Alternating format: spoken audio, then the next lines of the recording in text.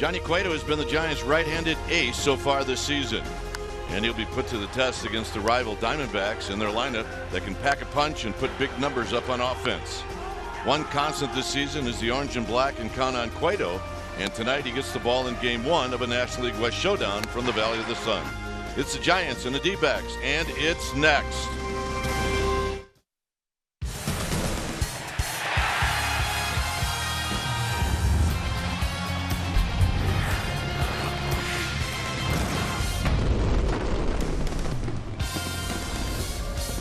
After 2 games in Oakland, the road trip continues tonight. We're in the desert as we get ready for Giants baseball. We're at Chase Field, Game 1 of this 3-game series. Again, everybody, I'm Dwayne Kuiper. Alongside me is Mike Krukow. Well, the Giants snapped a 3-game slide with a nice win last night in Oakland.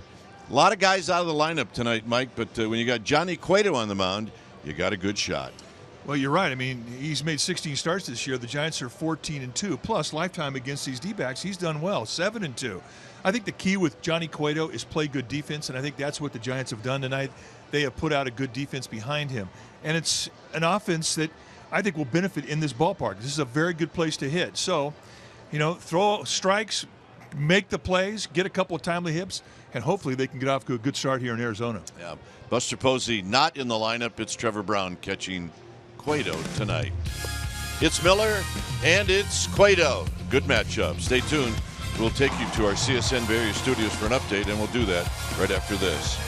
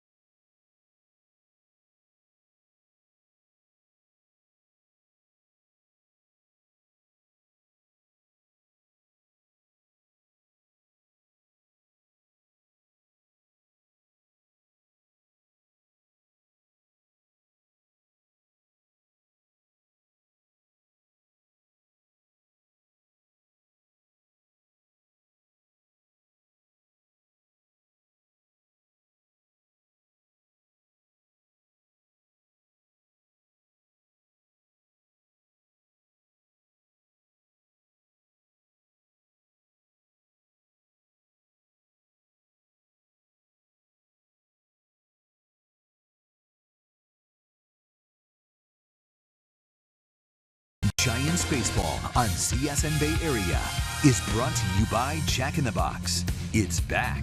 The Portobello Mushroom Buttery Jack. Taste it before it's gone at Jack in the Box. And by Toyota, the full-line automaker with the longest-lasting vehicles in America. Toyota, let's go places. Here looking outside Chase Field as we come inside for game one of the series. Our game time weather is presented by the Santa Cruz Beach Boardwalk. Great time to get to the beach. The admission-free boardwalk is now open daily. 93 degrees outside. It's 78 degrees inside. Humidity very low and the roof is closed. Let's take a look at Bruce Bochy's lineup. That'll be facing Shelby Miller, Blanco Pagan, and then Brandon Belt. You see what Belt has done. 25 doubles, 8 in the last 10 games. Crawford, Parker, and Gillespie. Grant Green gets his second start. Trevor Brown 8th, and Johnny Cueto will hit 9th. On the hill tonight for the Diamondbacks will be the right-hander Shelby Miller in his 4th year at the big league level. Miller 6'3", 225-pounder. And when you take your bats against him, you're going to see a fastball that goes low to mid-90s. He can get up there well. Curveball, slider, changeup. He's got the basic 4. He's a power arm. And you see the numbers, 2-7 with a 6.29 ERA. He has really struggled with mechanics. And the Diamondbacks feel that he's starting to flirt with the best mechanics he's had all year. They're very optimistic about it, how he's been throwing lately. Lifetime against the Giants, 2-2 with a 2.65 ERA. He's always pitched well against San Francisco. Let's take a look at the defense that'll play behind Shelby Miller. Starting in the Diamondbacks outfield from left to right, it'll be Herman, Bourne, and Tomas, the best arm in right field, with Tomas, Ahmed, and Lamb on the left side, Segura and Goldschmidt on the right side, Wellington Castillo. He'll be in the squat, putting down the signs. And the first pitch of the ball game is a called strike. And we get started right on time. Blanco hitting .250. He's got 15 runs batted in. And home plate umpire Bill Miller making it no balls and 2 strikes. Miller, Knight, Randazzo, Tickner. And Bill Miller is a good zone to pitch to. It's a zone that you get pretty good sized corners on both sides of the plate. What you get in the first, you'll get in the 9th. He looks for strikes. So Bill Miller would be in your top 10 if you were a pitcher. Oh, no doubt, top 5. And Johnny Cueto is the type of guy that can take advantage of an umpire that has a consistent zone and has some corners to it.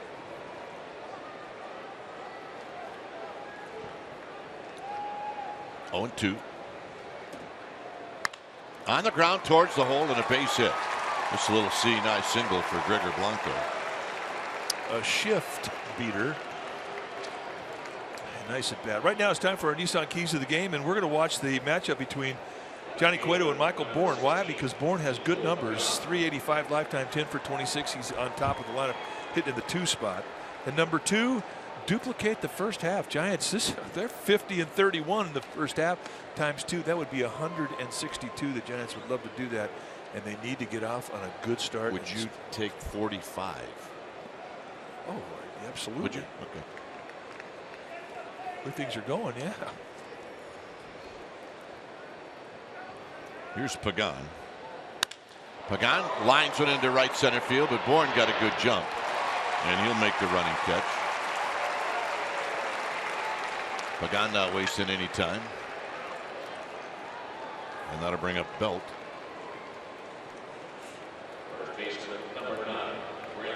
So Belt will hit. They'll put the overshift on with Lamb moving to the right of second base. Belt right at 300 with 10 home runs, 42 runs batted in. Great place to hit. One of the best backgrounds for a hitter in all of baseball. You really see the ball well. There's no glare. There's no wind here. Live from foul line to foul line. Blanco goes, swing and a miss, and they call him out. I don't know about that one. Well, I'm sure they're going to review it, or at least take a look and think about reviewing it. He's safe. I think that foot got in there before the tag. I think they'll challenge. And if you're going to challenge in the first inning with 1 out, you better be sure. And they are taking a very, very long look for other angles. I mean, at this point, when you've got a bunch of regulars out of the lineup, you might see Bruce Bochy taking a chance. On the first look we saw, I thought that he beat the tag. I thought his foot got to the bag. They're going to not challenge.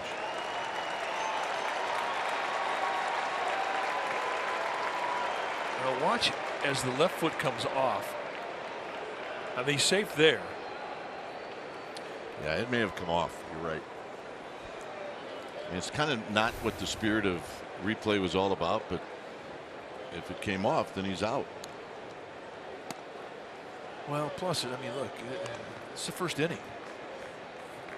If you're going to challenge the first, I think you better be really sure.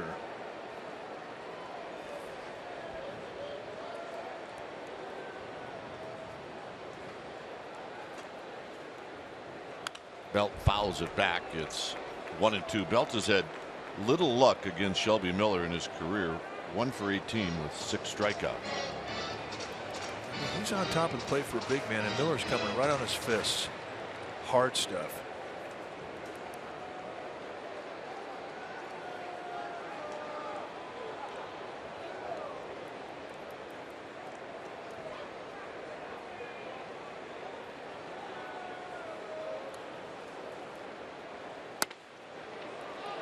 Came in tight again, 2-2. Tried to front door him with a 2-seam fastball, and he didn't miss by much. That was a good pitch. You get an idea just how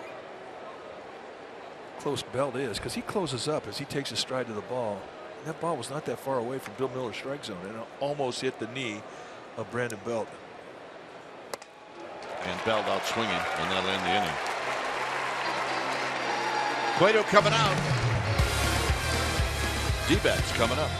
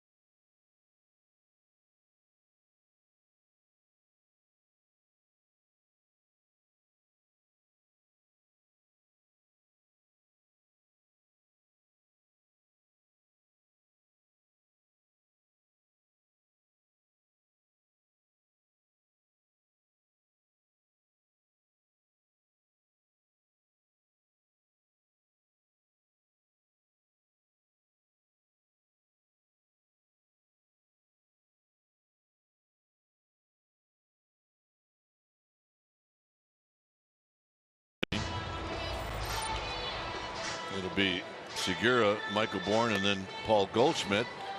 And June was very good after a slow start. Lamb, Castillo, and then Chris Herman.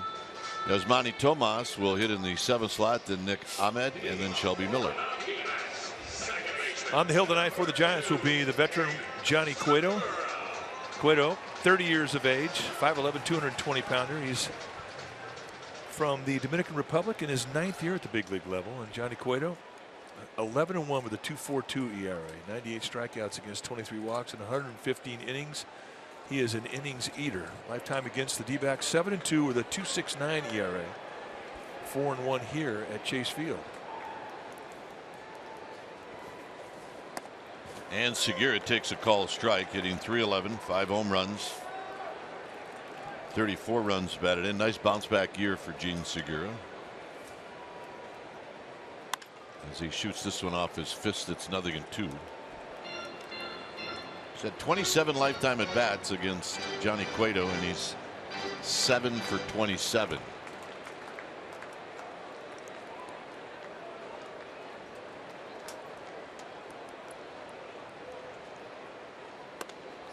A high fastball with Michael Bourne on deck.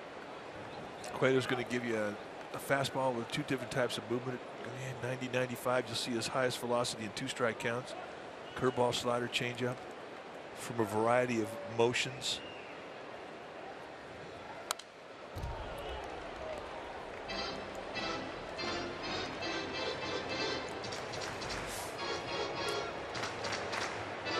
You take your at-bats again, so about 74% of the time you're going to see some hard stuff, but then the changeup, which is, I think, his best specialty pitch.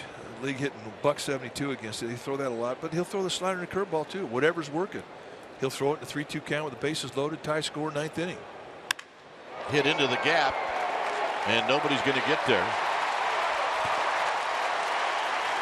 And with Blanco getting to it quickly, Segura held to a double. Take a look at the Giants defense behind Cueto tonight, starting in the outfield from left to right. It'll be Pagan, Blanco, and Parker, the best arm in right field. Crawford and Gillespie on the left side of the infield. Green and Belt on the right side. Trevor Brown will be in the squad, putting down the signs. Buster Posey with the day off.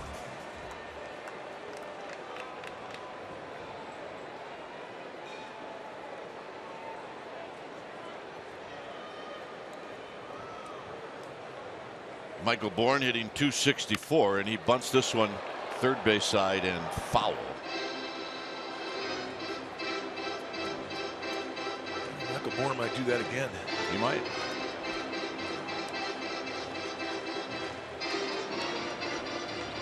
Bourne has had 26 at bats against Cueto. He's done well against Cueto. He's got 10 hits.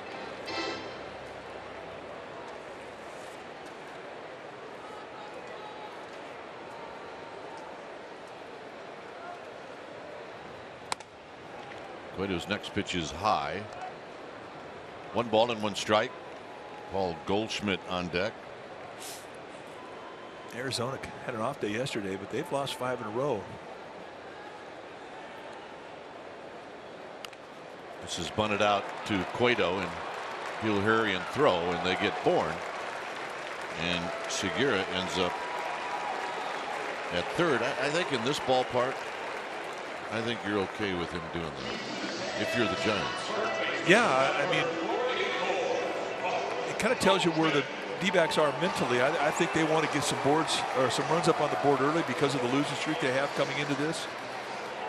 I mean, they really, this is an extremely important series for the D-backs as they're playing the division leading Giants in their home yard. Strike to Goldschmidt, hitting .298 with 14 home runs. He's got 53 runs batted in. I think the Giants are okay with the D-backs giving up and out, as lively as this ballpark is. So Cueto now pitch for the strikeout. 5 hits and 16 at bats for Goldschmidt against Cueto.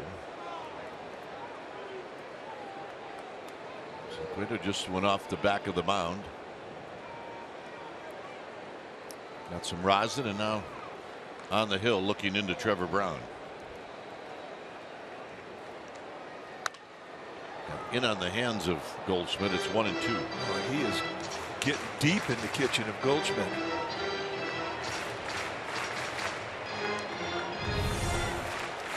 Set up an inside corner. You want movement running in. It's a 2-seam fastball. A little subtle movement, about a 3 or 4 inch slide going in towards the hands. Down the right field line. Fair ball. That's going to knock in Segura. And Goldschmidt will have a double. 1-0. Well, he went back in again. He did not get it up there as high as the previous pitch. And Goldschmidt, who really has been starting to swing the bat, good inside out approach. I mean, that's a strong man swing right there. He can get great wood on it, but with his strength, he doesn't have to. So here's Lamb.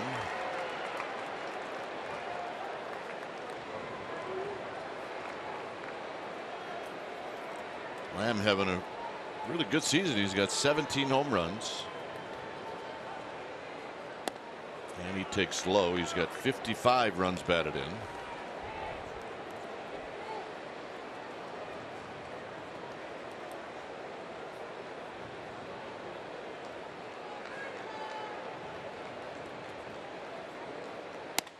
And a strike.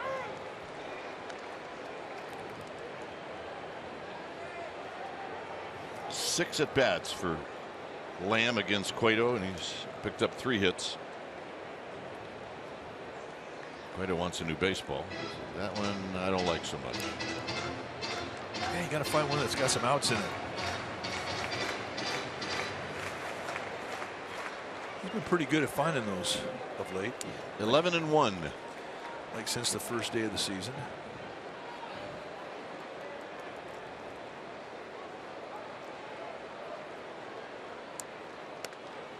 Just off the plate. 2 balls and 1 strike. Wellington Castillo is on deck.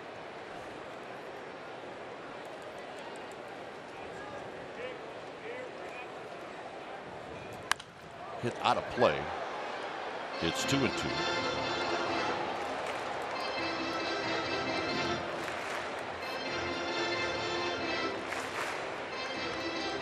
We watch Cueto. He will take advantage of an open base if he looks beyond the guy at the plate.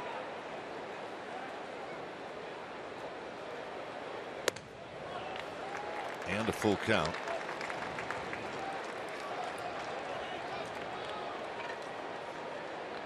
Yeah, get off, take a little bit of a walk, refocus. I don't know. He looks uncomfortable, Mike.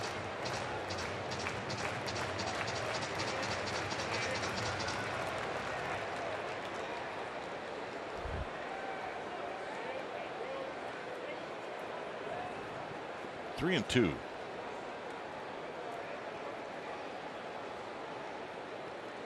Foul back.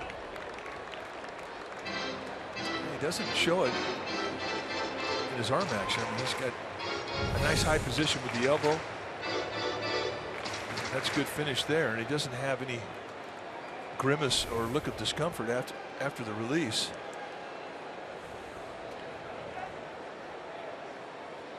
Three balls, 2 strikes.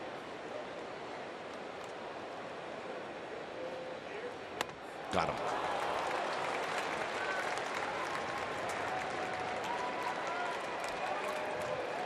Outside fastball, throws it right through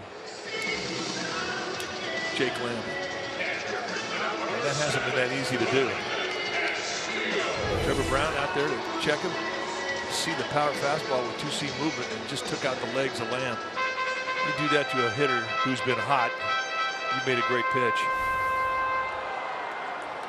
Wellington Castillo hitting .275. 8 home runs, 24 driven in.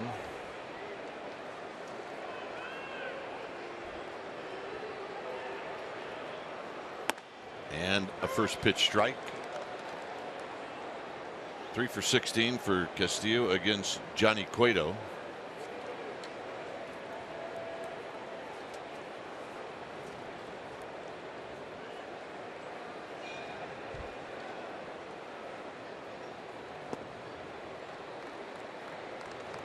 First inning has been, if Cueto's going to have an issue, first inning can be the one where it might happen. Yeah, I mean, it's the way it is with most great pitchers. They're looking for their rhythm.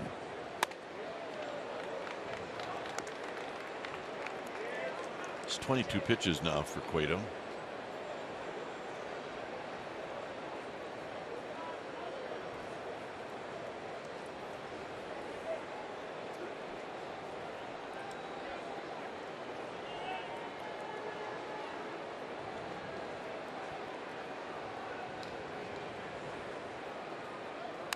Foul off of Brown. That got him good. It's 2-2. That rocked him right back on his heel.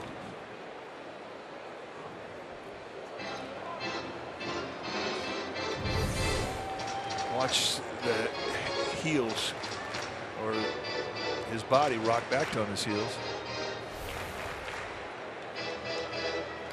And look of concern from Trevor Brown's counterpart, Buster Posey. Everybody in the dugout gets quiet immediately when a catcher takes one like that. Here's Bill Miller. See what kind of control he's got. All right, let's check him out. And the pitch. Hey, well, we got to work on that. He's a good guy. Now, he's the kind of guy that will have fun with that. Brown will take a peek, and it's out of play. And again, he makes Cueto have to jump to get the new baseball. Yeah, just give it to Trevor Brown, Bill. Oh, Bill.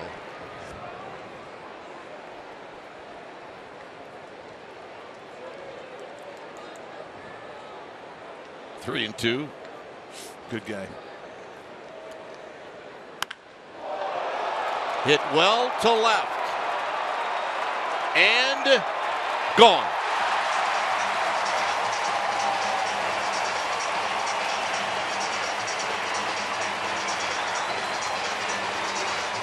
Three nothing.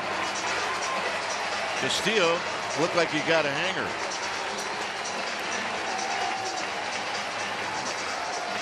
No, you're right. They've been trying to pitch him in. And I think this may have been an attempt at a little front door breaking ball. They set the target on the inside part of the plate, or the middle of the plate. But there you see the hang. That's just a hanging slider right at the belt. I mean, that's a pitch that deserves to get hit. So here's Chris Herman. And a strike, and it's 0-1.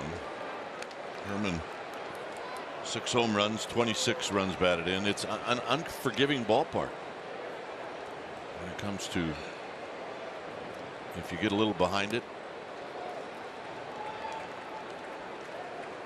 Well, you're right, and it's unforgiving to both sides of the field. Plus, you've got fast gaps here in center field. You've got a quick infield. Everything really favors the hitter. You got big foul areas between the dugout and the lines, I guess. And Belt will take it himself, and that'll end the inning. 3 runs for the D-backs. Crawford's going to lead things off.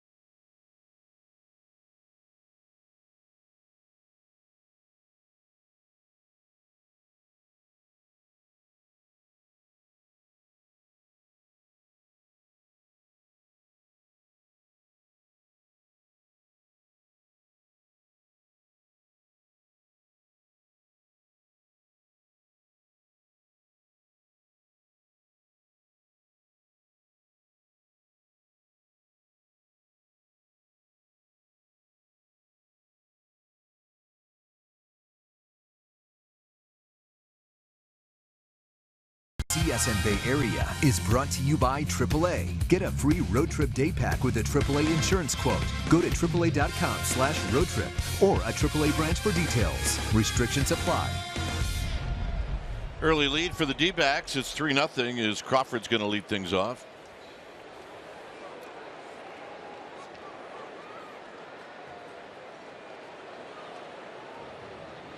Crawford takes low. And if Crawford's raised his average, it's now up to 276.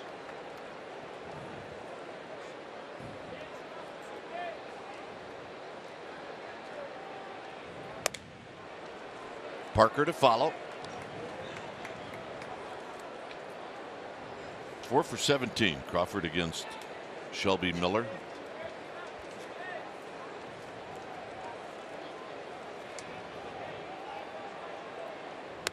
Three and 0.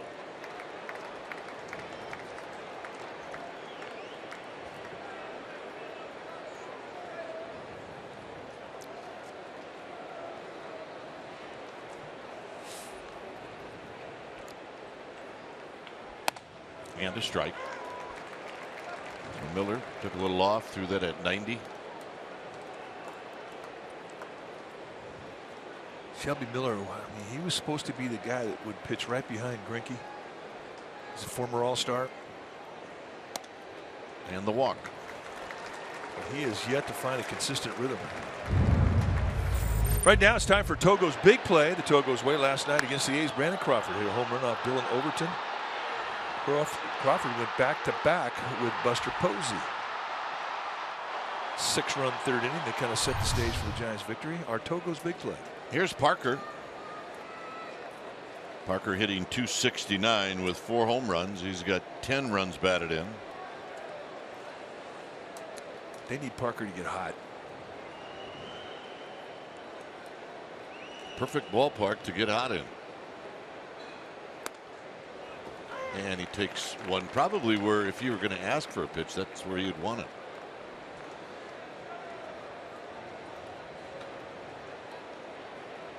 No balls and 1 strike.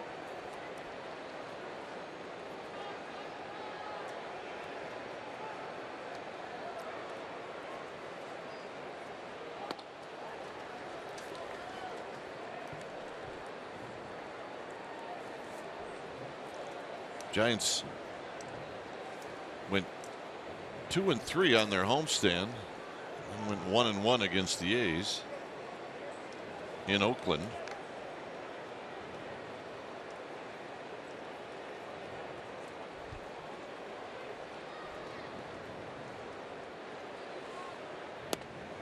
Two balls and a strike against the National League West. The Giants have the best record of any of the 5 teams in the West against teams in the West.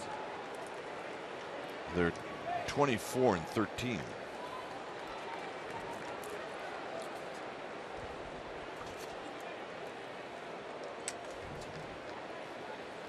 Crawford will get chased back.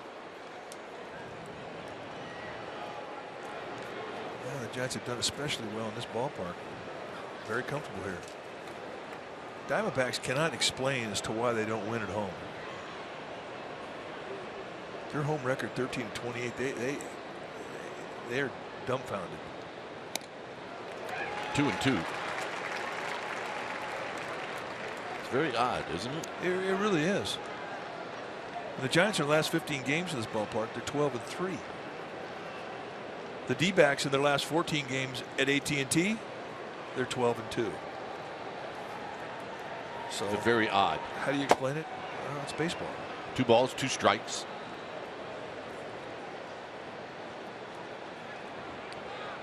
Got him. 93 fastball right through him. Join us July 29th for the Wine Fest presented by Loca, the wines of Lodi. You get access to a pregame wine fest. Giants branded Cavino wine glass. sfgiants.com/special events.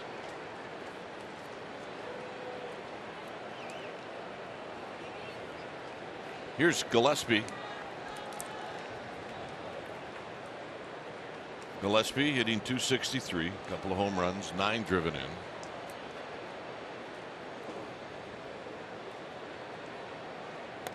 And he looks at a strike.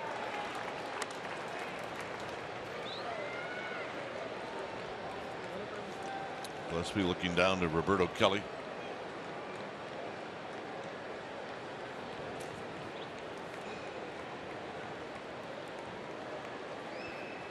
Had a 4-hit night against the A's in those 2 games in San Francisco.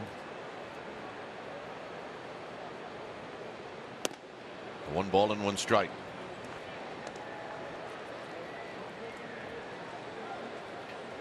Grant Green is in the on-deck circle. Dodgers will host the Rockies tonight.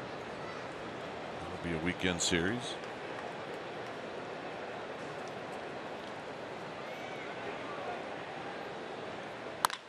Big hopper, fair down the right field line. Crawford's going to be able to run for a while. And then the ball dies. Gillespie's got a chance for 3. He'll get to third, and Crawford scores. It's a 3-1 game. We're blacked out, so we have no idea what happened to that baseball down the right field line. But it did not do what you would think it was going to do. Well, Yasmani Tomas, I mean, he positioned himself deep thinking that ball was going to get to him. And he's got a great arm. Over the bag, lands in foul territory, and watch as the ball hits and then comes back. So wow, that just really becomes a 90-foot gift and just a cruise into third base for Connor Gillespie.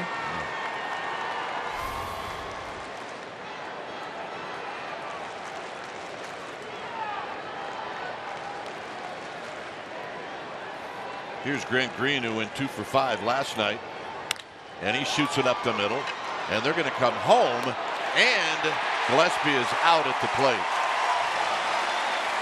If you have a fast infield and you don't get a great jump, that's what can happen. Now, I mean, you preset your thought pattern before the pitch in. Well, they're playing the middle infielder's back. Anything up the middle, I'm going.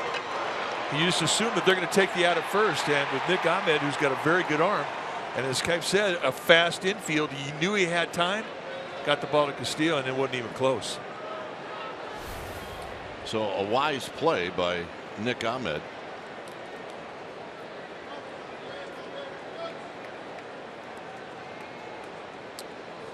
Here's Brown, and Brown takes a strike. You know, off the crack of the bat, Grant Green's thinking, man, I just had a great situational at bat. I got the run. What happened? Fast infields and a strong arm. You never know.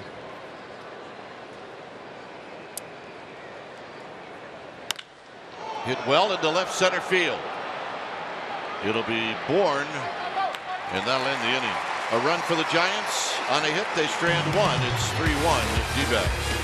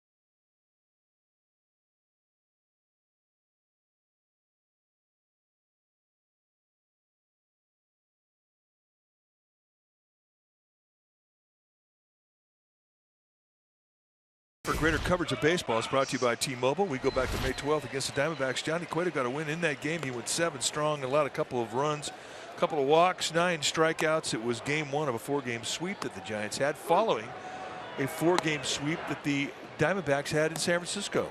So it was a very big game. Johnny Cueto was stellar, and that's our greater coverage of baseball brought to you by T-Mobile.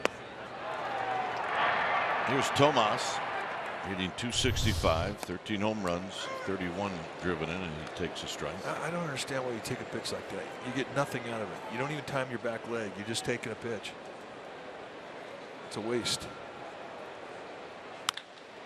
Hooked into left field for a base hit. Pagan will knock it down, and it's a leadoff single. Not that it bothered Yasmani Tomas. Johnny Cueto against the D-backs this year. He has been solid. very similar type appearances in April and in May, both times going 7 innings.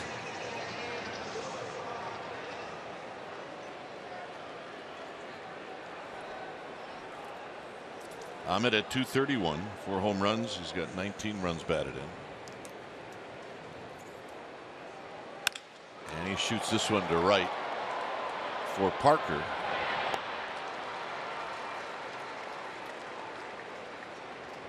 Ahmed retired, and here's Miller. Decision time here for Chip Hell. I mean, Shelby Miller's not a bad hitter, but do you want to bunt him and put a runner in second base, give up an out to advance a runner, instead of for Gene Segura, who's already got 1 hit against Johnny Cueto tonight?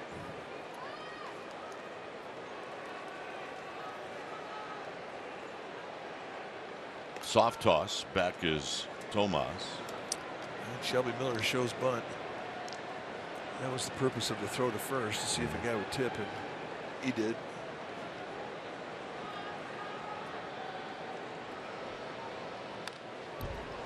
Swinging a foul back, so he took the bunt sign off.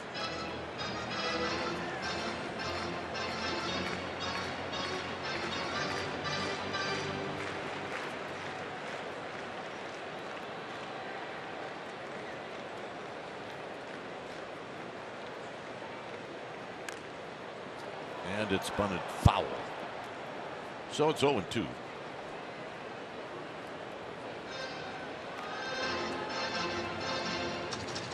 Mike mentioned the Diamondbacks had lost 5 straight. In the West, they're 15 and 18. So,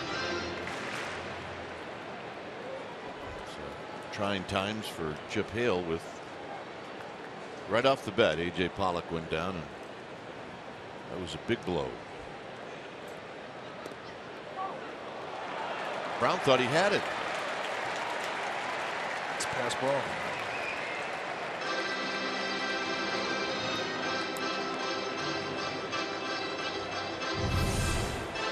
Take a look at the fastball. It just handcuffs Trevor Brown.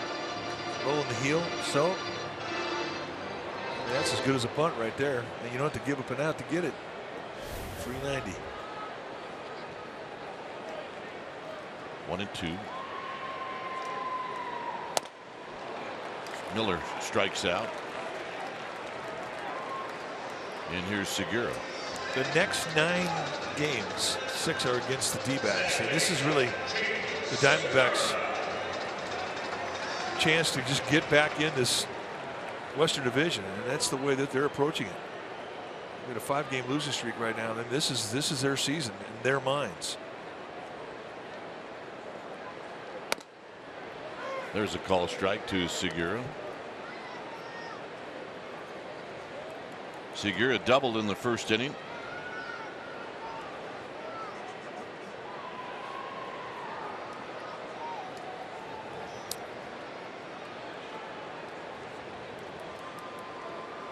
Tomas at second.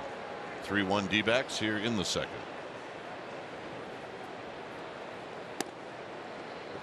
One ball and 1 strike.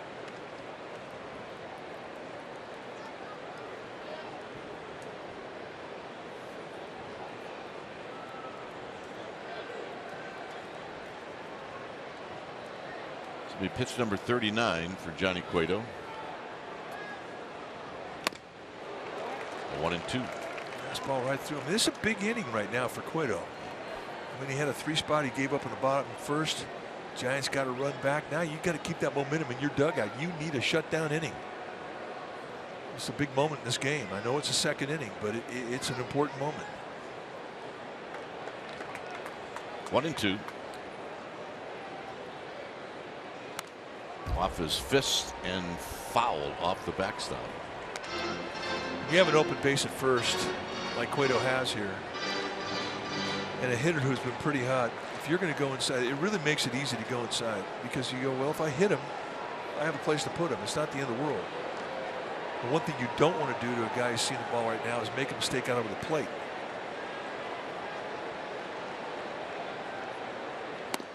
Got him, and that'll end the inning.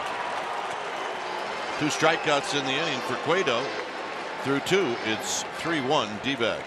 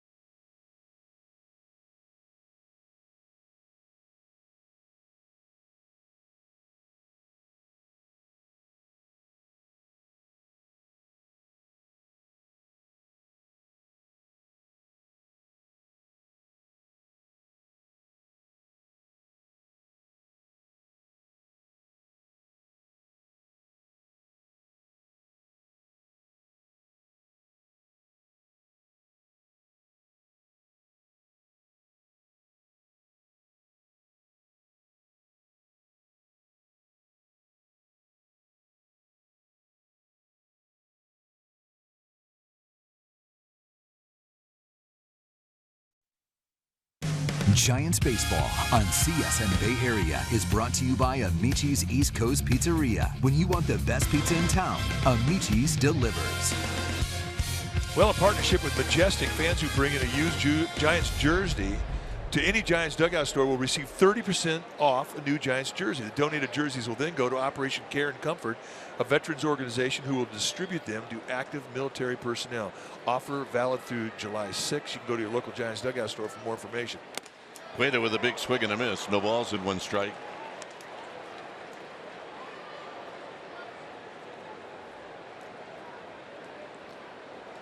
Johnny Cueto, 2 for 37. Yeah. But it's a hard. I'm just saying what you would probably say. Well, I mean, hey, look, he puts the ball in play. It's a hard 2 for 37. Your goal is get at least 5 pitches out of your bat, put it in play, see what happens. Or have some fun while you're doing it. Which he will do.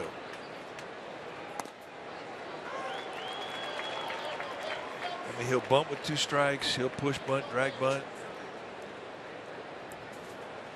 Expect the unexpected.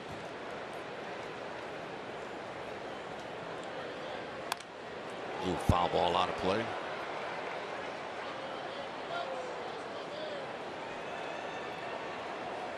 Blanco and then Pagan. Stay close in this ballpark.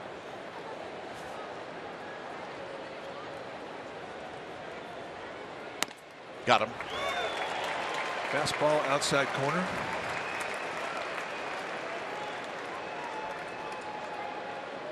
Third strikeout for Shelby Miller as he concludes his first trip through the lineup.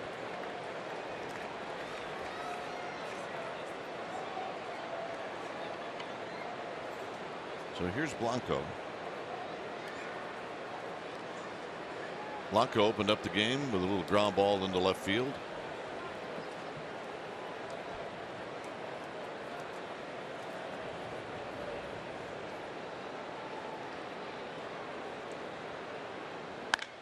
And he skies this one into shallow center field.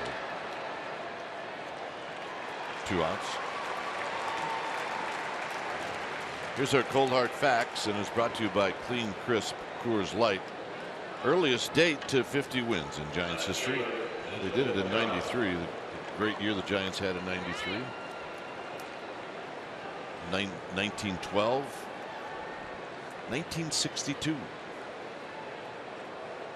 All these in June. On June 30th, they picked up their 50th win last night. June 25th, Mike, recorded their 50th win in 1993. That was a magical year. It's hard to believe they won 103 games and did not make it to the playoffs.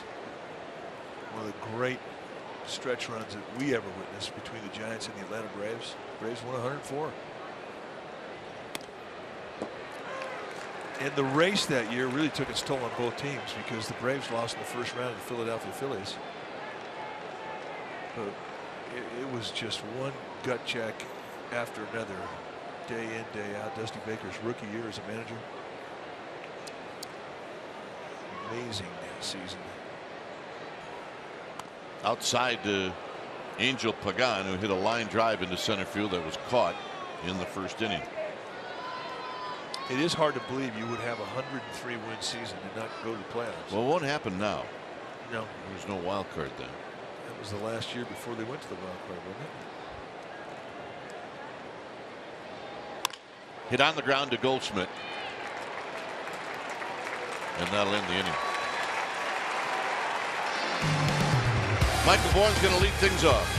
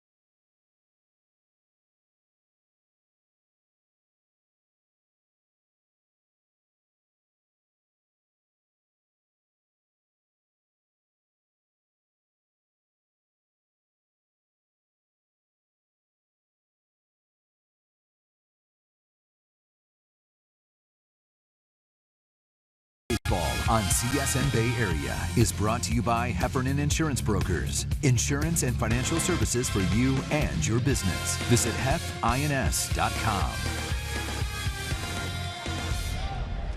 Michael Bourne bluffs a bunt and takes a strike. It's 3-1 Arizona here in the bottom of the third.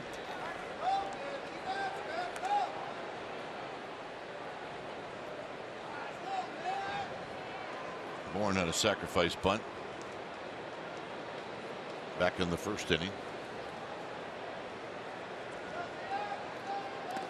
Low 1-2.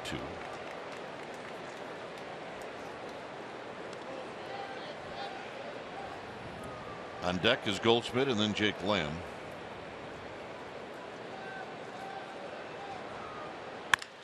Hit into center field. Blanco tracking it down, and he'll put it away. Well, the Giants Insider Podcast is live on CSNBayArea.com. You can log on each week as insider Alex Pavlovich talks baseball, and it's also available on iTunes, so check it out. He is a good baseball man, hard worker.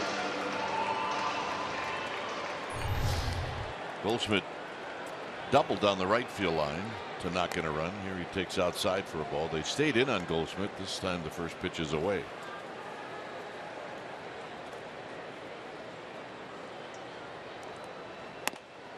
And a strike.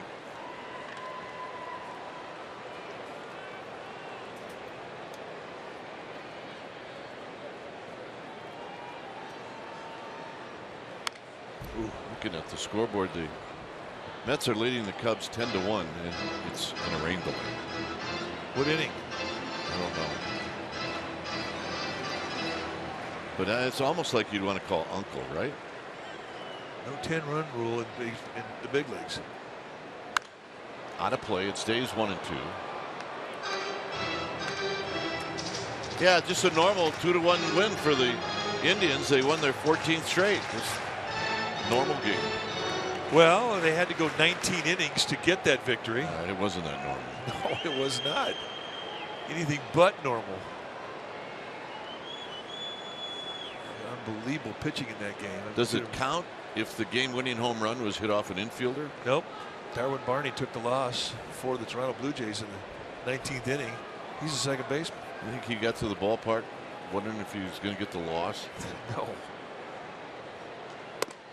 Goldschmidt out swinging. Elevated the fastball and got him to chase. Starting to get loose. Well, he's definitely getting a rhythm now. Much different than the first inning. See the high target. They want to go above the letters. It's one of those you almost have a grimace halfway through the swing because you know you're swinging the pitch you shouldn't swing at. Well, I mean, 19 innings in Toronto. I mean, that's a live yard. That's an offensive place, and those are two offensive teams. So incredible days for both pitching staffs, but once again, Cleveland on top, 14 in a row.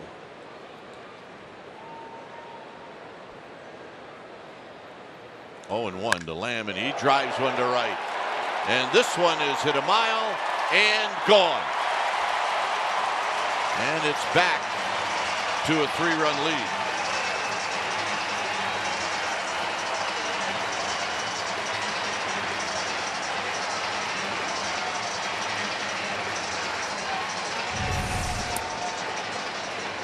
Hey, you talk about pure in a baseball. I mean, that is just quick bat head to the ball, and I think his elbows were bent through the swing. He just smothered the inside pitch, and I guarantee he did not feel that one. 443 feet. That was a big potato.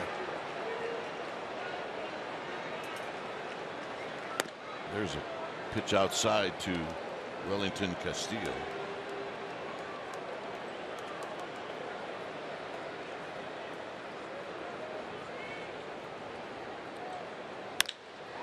That's hit out into center field. Blanco will put it away, and that'll end the inning. Lamb with the home run. It's 4-1 D-backs.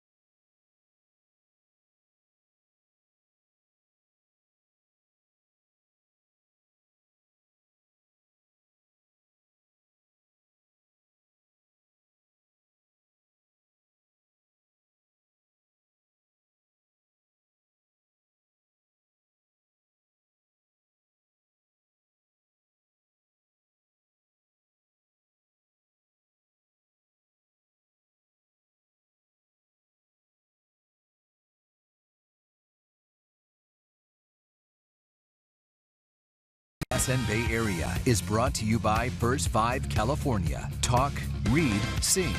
It changes everything. 4-1 D-backs as we now head to the fourth. Belt, Crawford, and Parker to face Shelby Miller. Miller's walked one. He's picked up 3 strikeouts in the game. And Belt takes low. Belt struck out in the first. Lifetime now 1 for 19 against Johnny Cueto with 7 strikeouts. Overshift is on. And Belt takes low.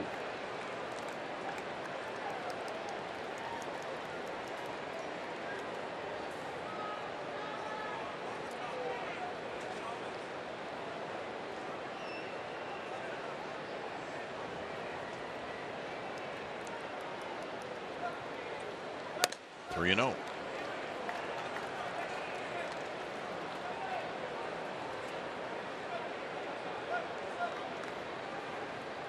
So Belt trying to reach. Giants need base runners. And the 4-pitch walk. All right, McDonald's true stories on this date in 2010. The Giants traded Benjamin Molina to the Rangers for Michael Maine and right-hander Chris Ray. Molina played for the Giants from 07 through parts of the 2010 season. He was a 2-time Willie Mack Award winner in 07 and 08. And when the Giants played the Rangers in the World Series, Benji Molina was the Rangers catcher that year. He really was a great Giant. He got 2 rings that year. He got a World Championship ring and he got a American League Championship ring. Here's Crawford. Crawford takes a strike. I think one of his big contributions to the Giants organization was what he did with the young pitchers that he had, especially Tim Lincecum. I mean, he taught him a lot about the game. An old catcher and a young pitcher. I mean, it's just a classic story. And Lincecum would be the first to tell you that. 0-1 to Crawford. Crawford drives one into center field. Michael Bourne is going to reach up and make the running catch. And a nice play by Bourne.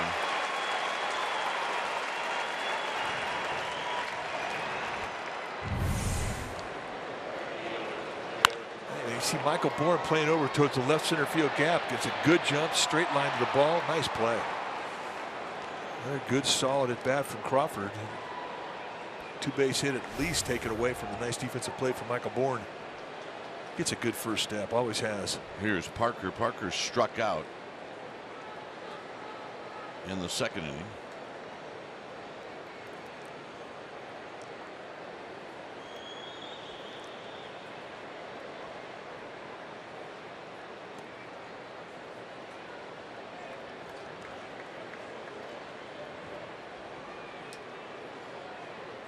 Hit a home run in the Oakland series that was really impressive. An opposite field gap, left center field bomb.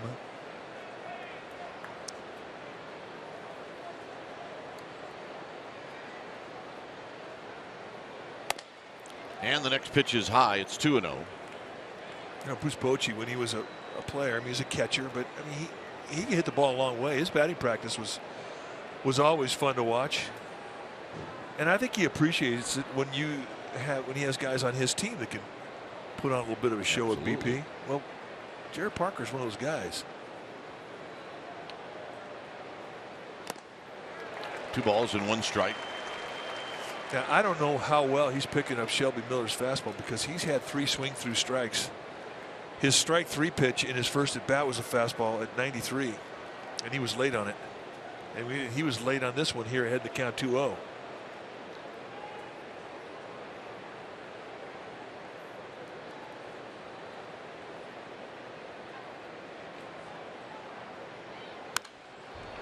And he shoots that one foul, late on that one as well. 2-2.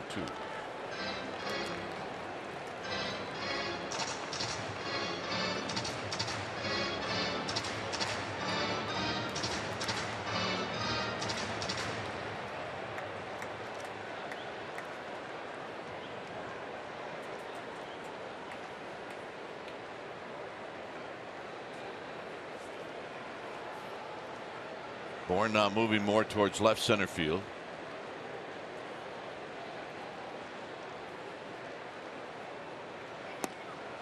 And it's a little low, so it's 3-2.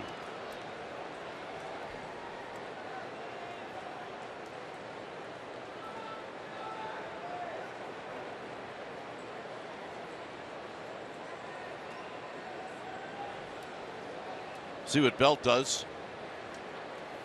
Probably will not move. Got him for the second time. And the fastball again. Just elevating. He's not catching up to it. And I think that's the reason why Bochy didn't send Belt. I mean, you have to anticipate that your player is going to make contact. And when you're not hitting the fastball or really not even really fouling it off, I mean, why would you run? Especially with a guy who doesn't have great speed. Gillespie tripled. Got a big bouncing ball over the head of Goldschmidt in the second inning.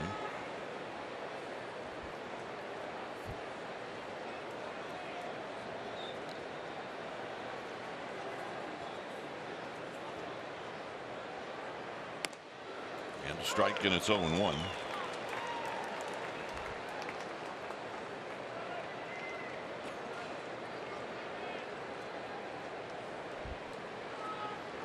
Grant Green is on deck.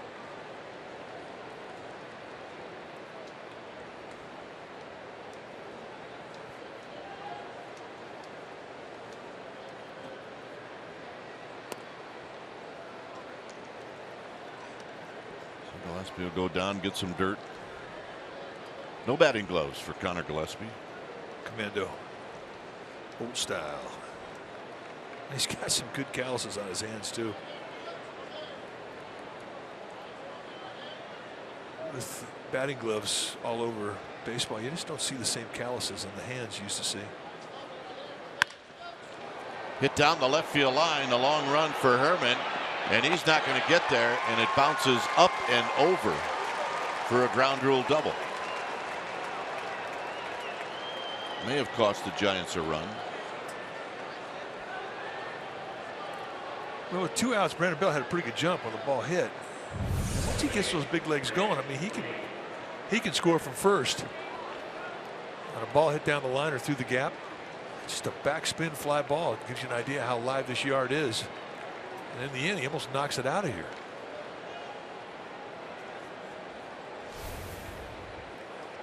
So here's Grant Green with an opportunity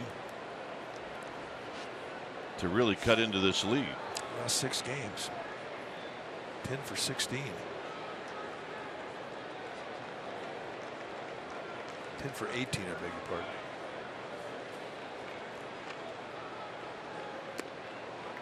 Hot. 10 for 16, 10 for 18. It's about the same thing.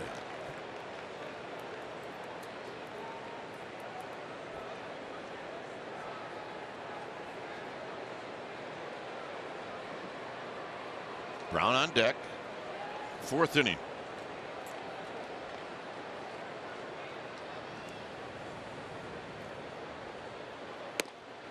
And a strike. Good pitch for Miller. Well, that's not the kind of pitch you want to take a hack at if you're in a 1-0 count. You're looking for a mistake up. You're not looking for knee-high pain on the outside corner. So tip your cap, get ready to hit the next pitch.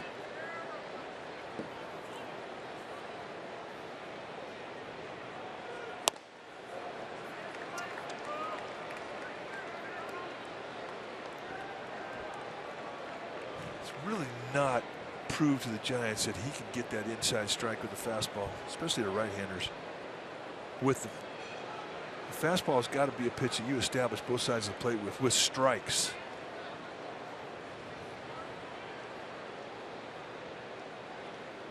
Up the middle, and a base hit. Belt scores, and Gillespie scores, and it's 4-3. Big hit. Indeed, a big hit, and especially for a guy that just joined the club. Grant Green. This is a big moment.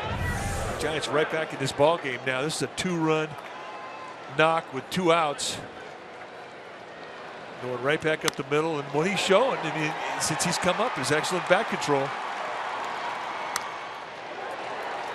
that's going to fire Grant Green up. And here's Brown.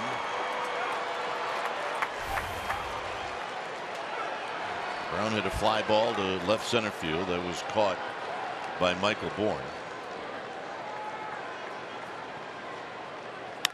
And he drives on the left, but it's right at Herman, and that's going to end the inning. Giants get a little closer. It's 4-3 D-backs.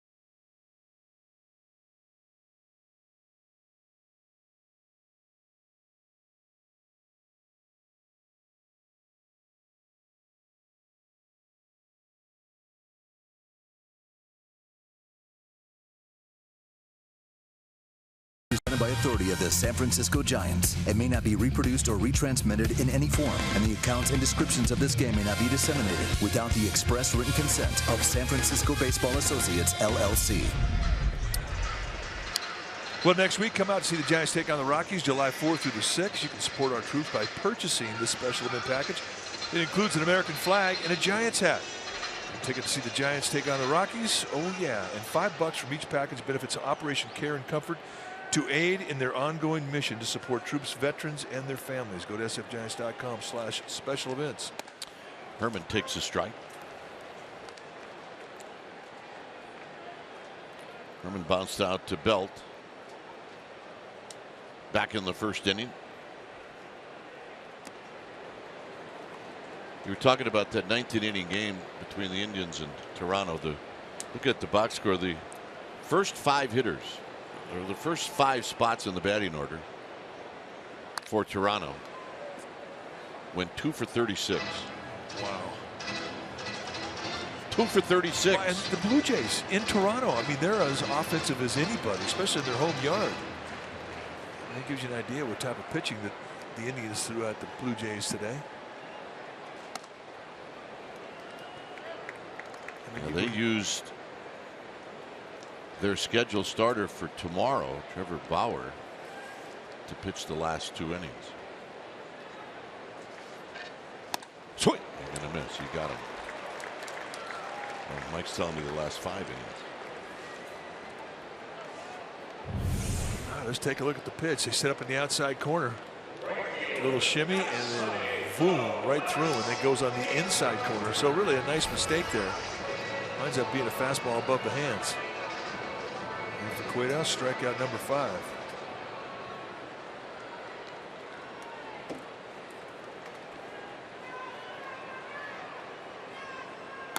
Tomas takes a strike. He did it again just for you. Absolutely. Appreciate that. 0-2.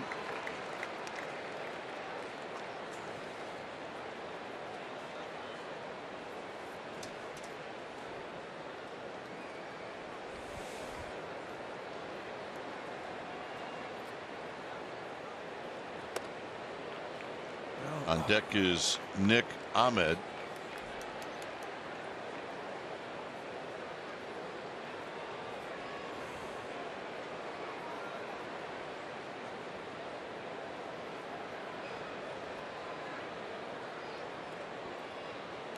Down low, trying to get Tomas to fish. He does not. 2 balls, 2 strikes.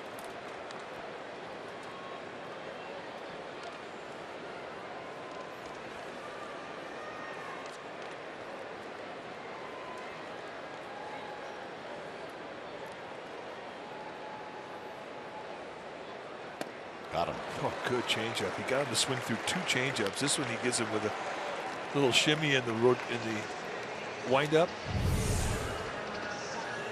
Shimmy, yeah, and here comes my changeup. It's a balk. Oh, nobody on. Sorry. Although me. we have had a balk call on that for no good reason. I don't think you're going to see him in the shimmy with a runner at third anymore. Even out of the windup. Yeah. I don't think so. Ahmed hit a fly ball to right in the second.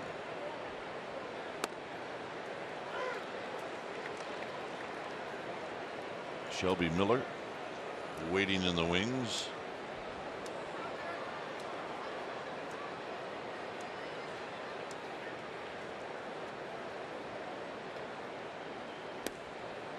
Tried to just hit the outside corner and missed. Well, 94-mile-an-hour fastball.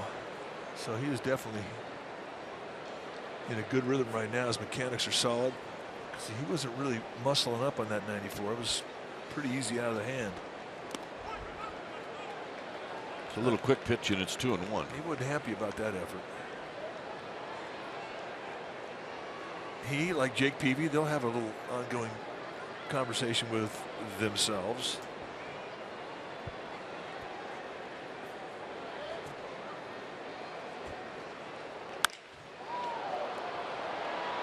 Parker over. Parker heads up. Ooh. And it hits the top of the sidewall down the right field line.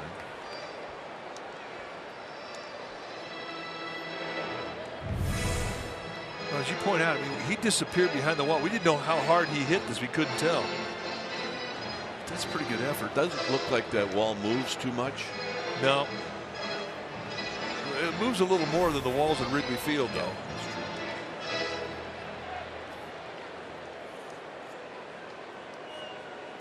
The bricks at Wrigley Field, they don't have a lot of give in them. And the vines disguise that, is what they do.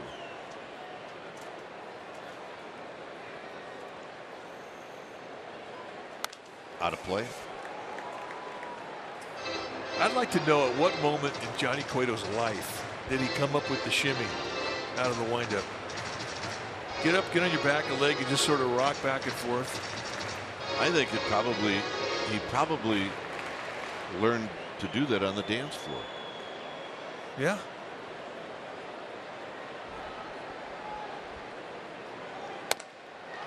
Three and two. Now let's take a look at the shimmy on the back leg. Forward, back, forward, rock. I mean, it does remind you of Hideo Nomo, who used to get on his back leg and then do some gyration. But the pure shimmy, I don't know anybody who's ever done that.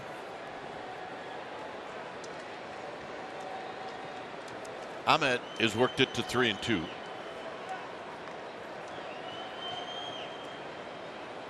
And he got him. Change it. Nope, they're going to say Brown trapped it. Well, then that must mean that Got Ahmed him. He didn't catch a piece. They said Brown didn't trap it. Cueto strikes out the side. This is not a reviewable play. So the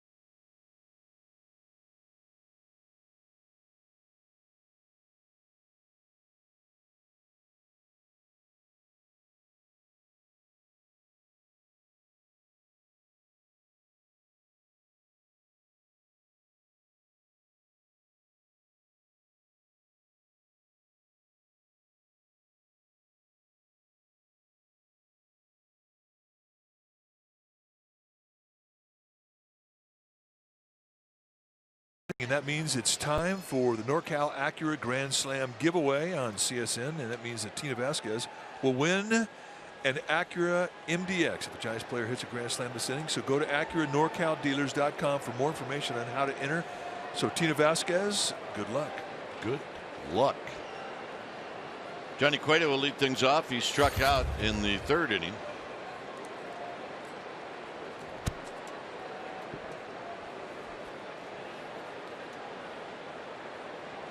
And he pops this one back and out of play.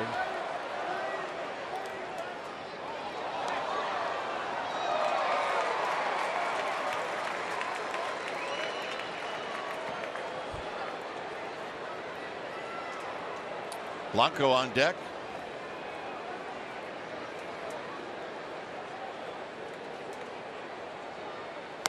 And a strike to Cueto. Following Blanco, then Pagan.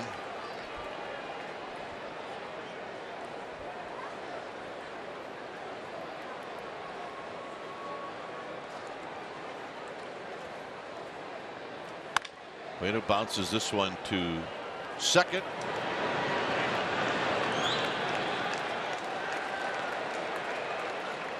Johnny Cueto not really putting up a great time to first base, but hey, it's all about preserving your strength.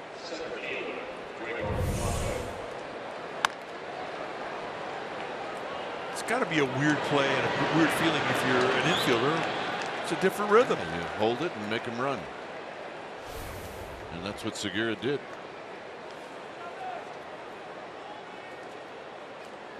Or at least he took his time. He could have run it over there. Blanco takes a strike. Watch how Segura really hustled. It's like playing catch in the backyard with your dad.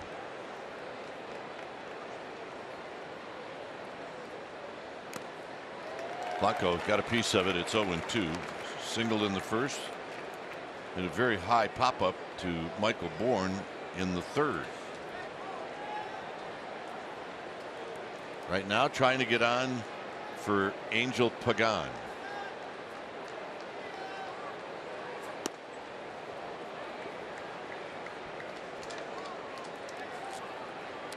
"62 pitches here in the fifth with one out.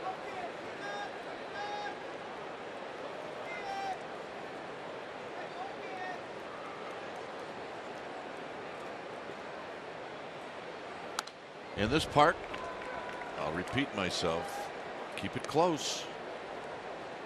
Oh, this is a very offensive yard. You're right. You could put up a crooked number in an inning here very easily. And guys love to hit here. I mean, guys think offense when they get off the plane in Arizona. They can't wait to get here and hit.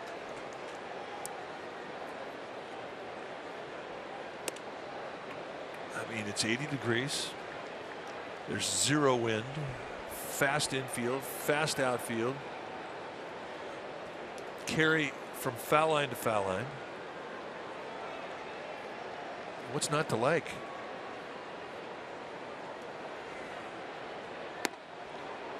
Close. I think Bill Miller thought about that one. You stand behind the batting cage during BP and you look out to the backdrop in center field. You can't possibly see a ball any better than you do here. On the ground and into right field. On this hard infield, no chance for Goldschmidt or Segura. You know, the other good thing about this ballpark, the lights are great. They're fabulous.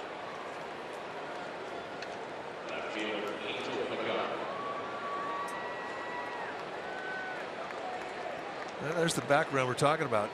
The green monster in center, the batter's eye. I mean, you've got to have the yellow line there. I mean, that's the only thing that disrupts the solid green, but believe me, it doesn't affect the guy in the batter's box.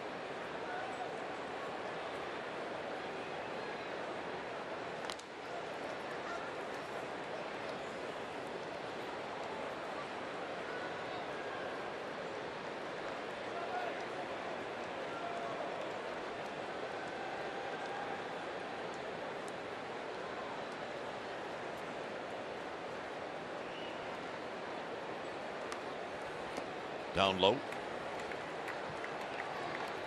When they first brought this franchise to Arizona, we thought, because of what we always witnessed during our career, during spring training, Arizona was always live. I mean, it was just, you didn't get a lot of humidity, and it really affected pitches. You didn't see really hard snap on the slider, big time sink. And we thought it was going to be another Coors Field type atmosphere. Get out into center field for Bourne. Pavon retired.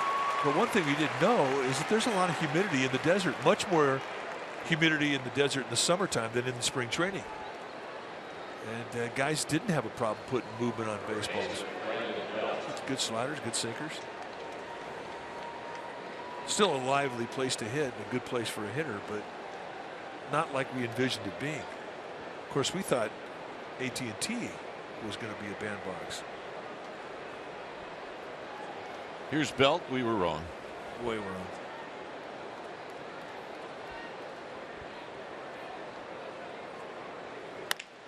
On the ground and in the inning. Giants strand Blanco. Bottom of the 5th coming up. It'll be Shelby Miller to hit first.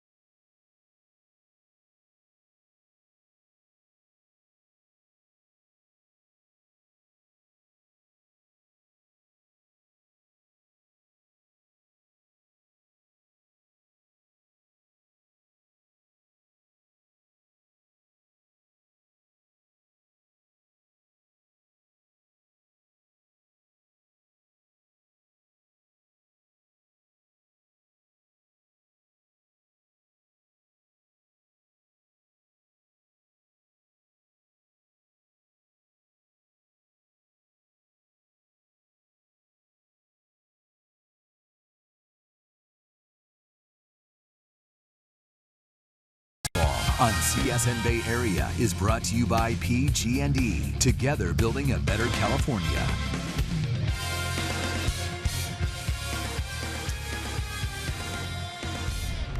Miller on the first pitch rolls one to Cueto, and Cueto will tag his opposite number, and that's 1 pitch, 1 out.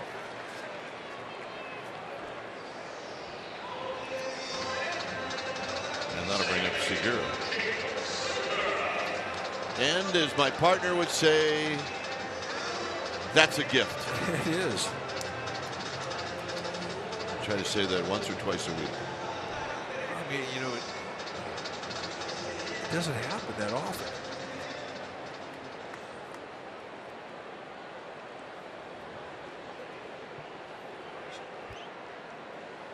Here's Segura to right field. Parker puts it away. 2 pitches, 2 outs. And as my partner likes to say, that's a gift. Rockies join us at AT&T Park Monday, July 4th through Wednesday the 6th. Bumgarner on Tuesday. Cueto on Wednesday.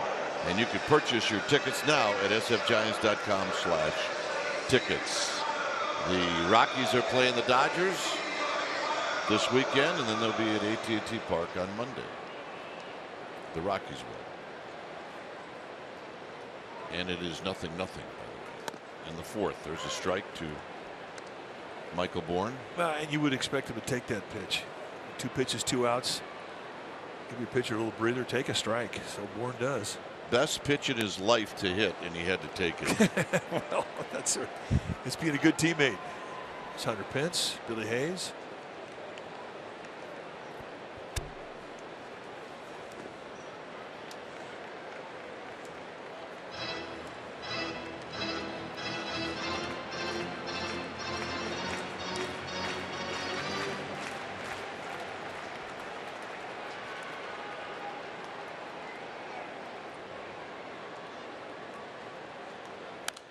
And a swing and a foul over the backstop. Giants in the 6th inning will have Crawford, Parker, and Gillespie.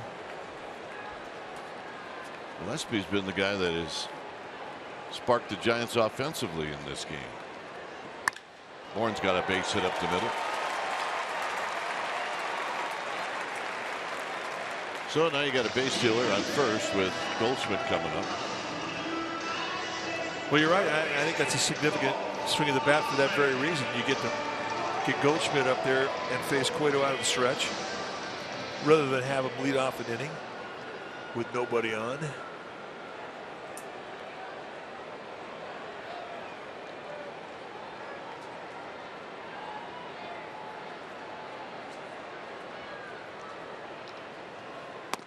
First pitch strike.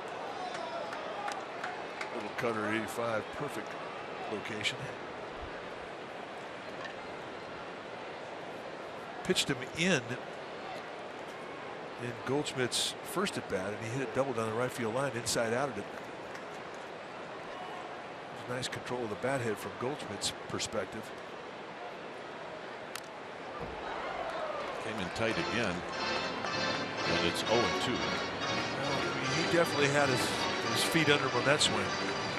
His last at bat against Cueto in the 3rd, he struck out on a high fastball. He could not stop the swing once he started it. Went out of the strike zone.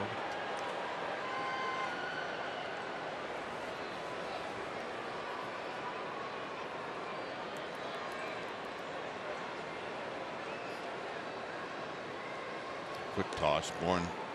It appears that Michael Bourne, the way he's taken his lead, that his running days are over with.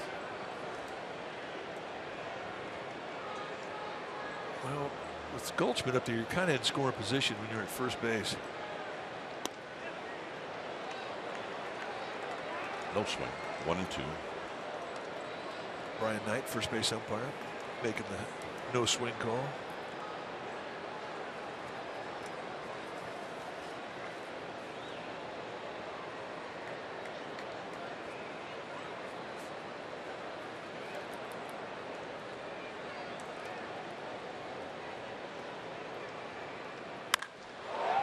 High and deep, and a spot for a souvenir that those fans never thought in a million years they'd get a chance. Well, you're right. I think that pretty much illustrates how quick he is middle in.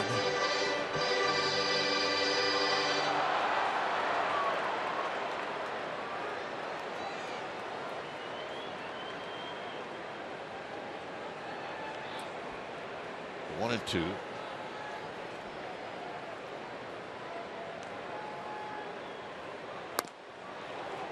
Yep, go away. If a guy does that on your fastball above the hands off the plate in. He is setting him up for the changeup. You're probably right. Outside of the first pitch, it's been all hard stuff.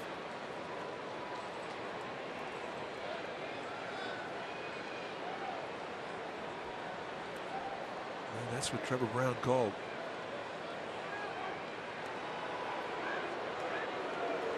You really can't wander off that bag too far. Even a guy who's quick like Bourne, because of the quickness Cueto has out of the stretch. I mean, he's got a great pickup.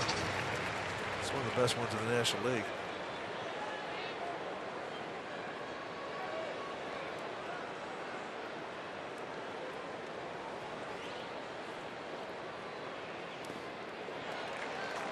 And there was that changeup, but the fish weren't bite.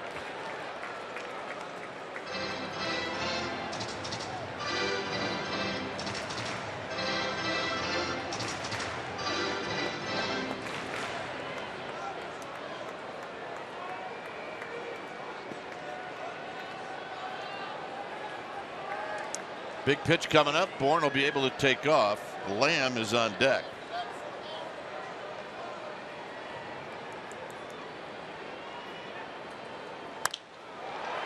Crawford on one hop, and that'll end the inning. Nice play.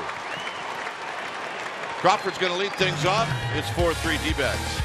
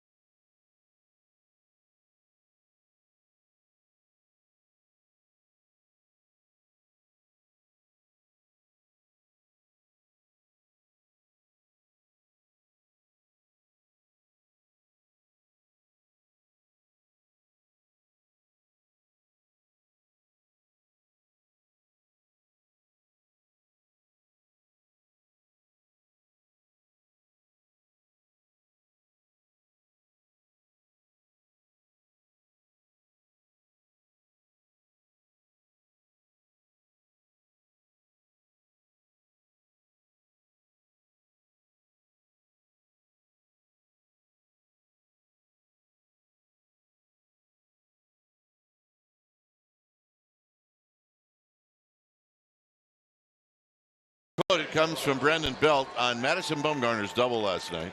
I guess hitting can be contagious. We figured if the pitcher can do it, the rest of us can do it too. When someone leads off and hits a double, it builds momentum, and that's what you saw. Yeah, they scored 6 runs after that double. Yeah, it's a good wake-up call for the whole dugout. Crawford is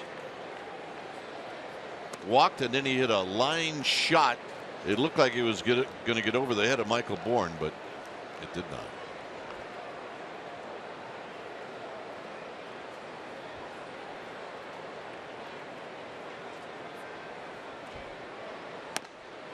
There's a called strike.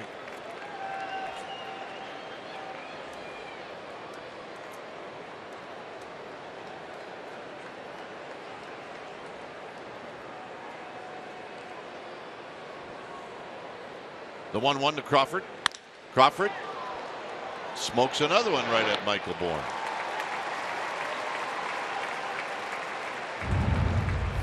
This was the ball that Brandon Belt was talking about for a Geico quote. You know, I mean, that's a hitter swing, though. He went down and got the outside pitch. It was knee high, and he backspinned it over the head of Billy Burns. Pitchers hitting instead of the DH in the starting lineup. I mean, that was only the 3rd hit that has ever happened for pitchers. A double. Second time, Andy Sonnenstein had a double as well. And he also had an RBI. Parker floats one down the left field line. He's going to have a base hit. So Parker, after striking out twice, picks up a base hit, and here's Connor Gillespie.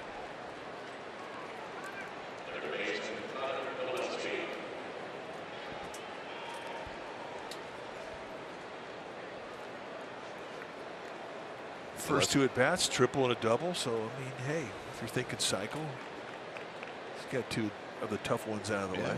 Well, then this should be a home run then. Well, that's what I'm thinking.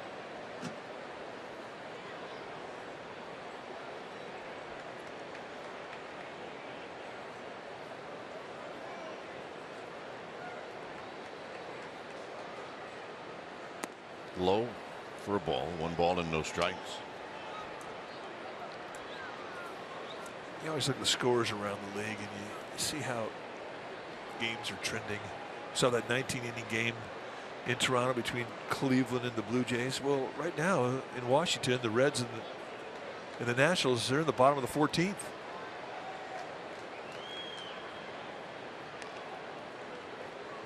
Miami in Atlanta playing the Braves at top of the 11th.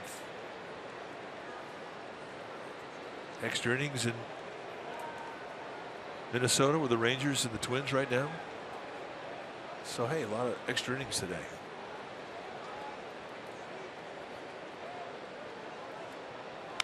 Gillespie fouls it out of play.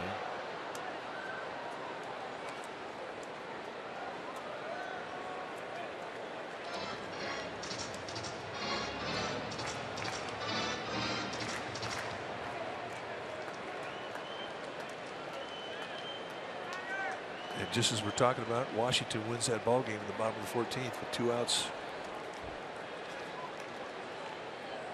1-1 to Gillespie. 1-2 as it bounces over Grant Green. That game today in Toronto, we keep coming back to it because you don't see many 19-inning games. And the last 2 innings that were thrown by the Blue Jays were thrown by regular players. And the losing pitcher, Darwin Barney, he actually pitched pretty well. He gave up a home run that decided it. But as Bruce Bochy said, well, 19 innings, is that your biggest fear? Because we don't have the pitching to get to 19 innings. In the dirt, nice play. I have no idea how Castillo kept that one close, but he did. But just keeping it out front is what froze Jared Parker over at first base. Breaking ball comes up, hits him high, right around the collarbone on the left side. In a 1-run game, he keeps the tying run from getting into scoring position. And the point you make, you're right. He doesn't know how he did it.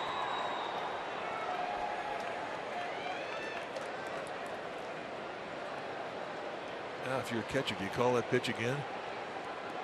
No. Go to the slider.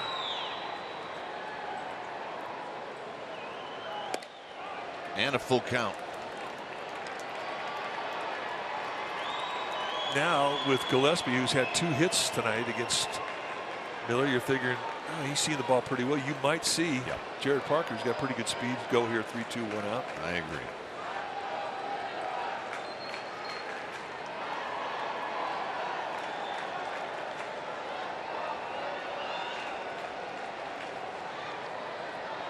Parker goes on the ground and a base hit, and Parker's going to keep going. And Gillespie is 3 for 3. Have a night. Well, and 3 legs of the cycle. That's the single to go with the triple and the double, and a nice 3-2 at bat. And for Bruce Bochy, there's your reward. No movement really from the second baseman. It's not like moving the runner moved him out of his position. They had the shortstop covering. For Gillespie, just finding a hole in that right side. Green hit a ball up the middle for a base hit that knocked a pair of runs in the 4th.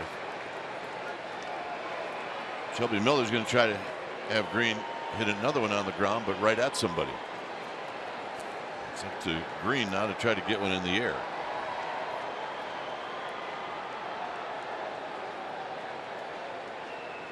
One ball and no strikes. Castilla's going to go out and have a word, and Ahmed's coming in as well. Now this is going to be a pat him on the back, and it also is going to give him just a bit of a breather. He's 80 pitches into his night.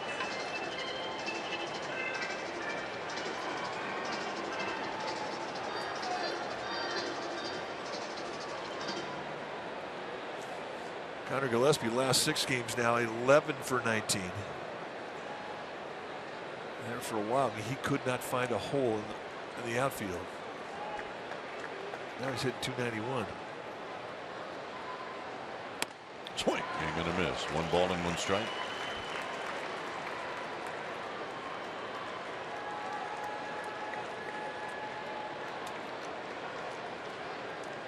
Green steps out.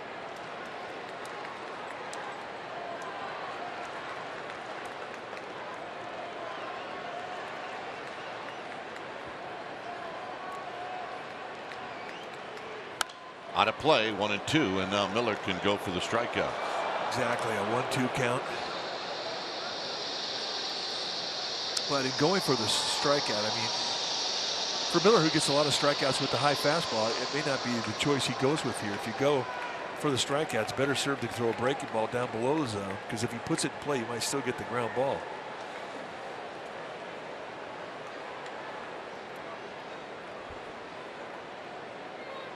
One and two.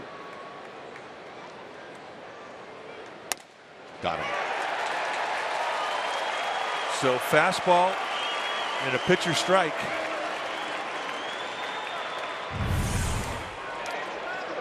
Just explodes right through the outside corner. That's an example of the width you get on that outside corner. And it winds up being a frustrating at bat for Grant Green. Who, by the way, Grant Green, when he's in San Francisco, he needs to go to Grant Green. It's a good bar.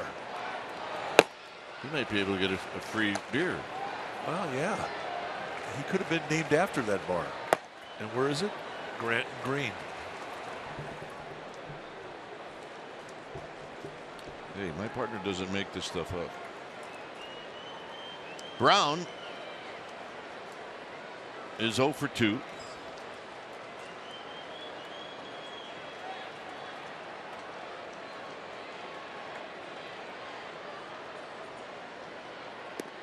One ball and no strikes. If the D-backs want to pitch around Trevor Brown, Giants don't have anybody up in the bullpen.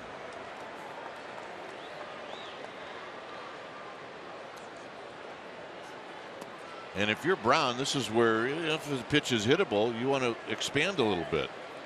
Well, I'm surprised with a 2-0 count, they just don't put him on for that very reason.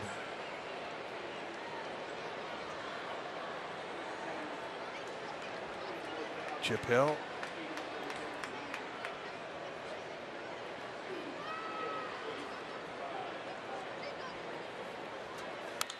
Yeah, swinging a foul back. I think this is a mistake. Well, and if you're Trevor Brown, I mean, you got to try and take advantage of it. The point you make about expanding the strike zone is a good one.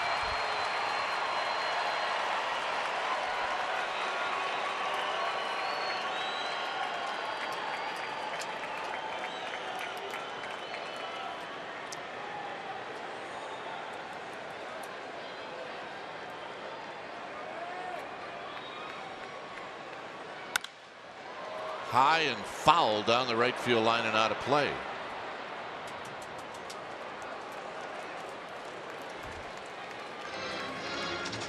And that's how you expand. I mean, that was off the plate away. But with one strike, I mean, you could really jump out there and anticipate you're going to get something on that outer half, even if it's off the plate.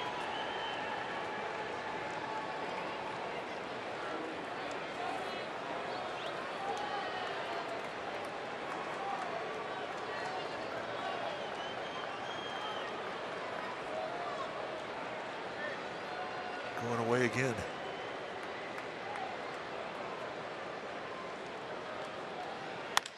Down the right field line.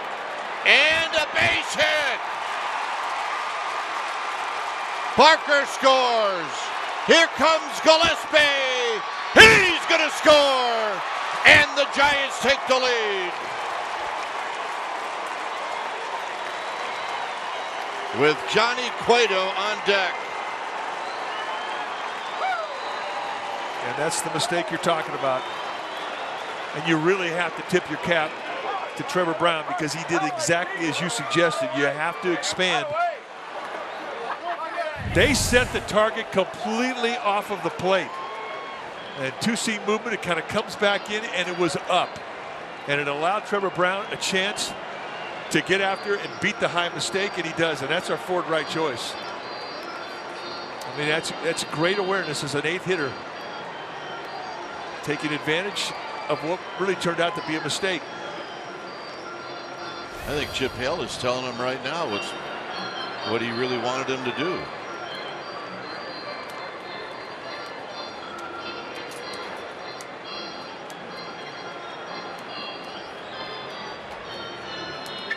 Too late. Too late. I mean, every once in a while, a young pitcher will remind you that he is indeed young. And for Trevor Brown, I mean, that's a young hitter hitting like he's been in this league for 7 or 8 years. Here's Cueto.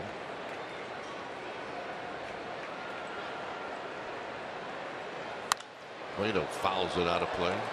Look out.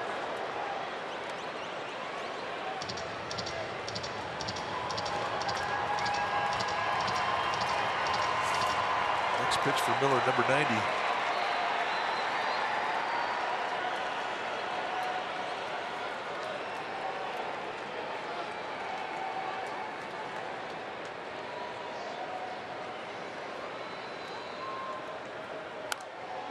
Oh, 2. Open base with a pitcher on deck. They say the price of education is costly at the big league level, and boy, that's really an example of it. Well, you could take the decision out of the pitcher's hands. You're right, and I'm sure Chip Hale is having second thoughts about it.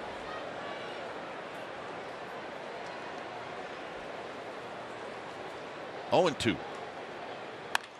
On the ground, and Goldschmidt is going to make the play, and that'll end the inning.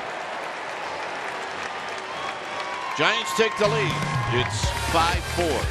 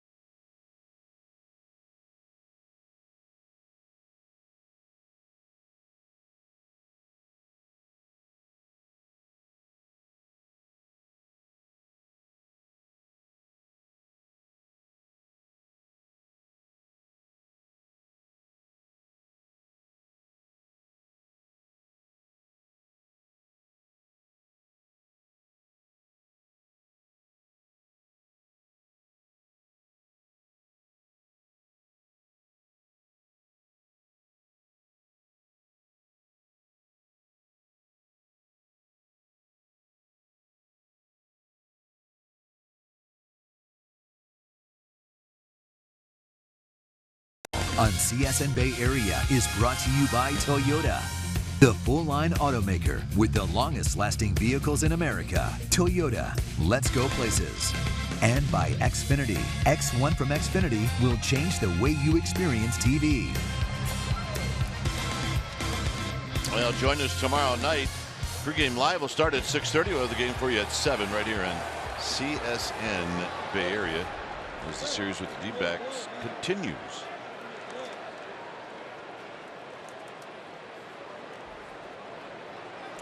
Baseball in the 21st century. Chase Field here in Arizona. 5-4. Giants. Johnny Cueto going to pitch with the lead for the first time tonight. And a called strike. Jeff Samardzija tomorrow night against Patrick Corbin. Giants will see 2 lefties in the remaining 2 games in this series. Corbin and Robbie Ray. And then on Sunday, Albert Suarez for the Giants.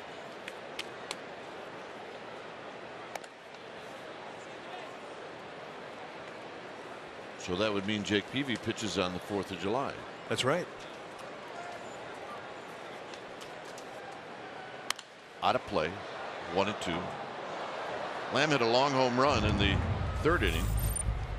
Over 400, 50 feet?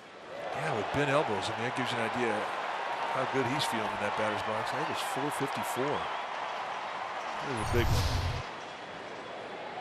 Target is in, and they got him. 8 strikeouts for Johnny Cueto.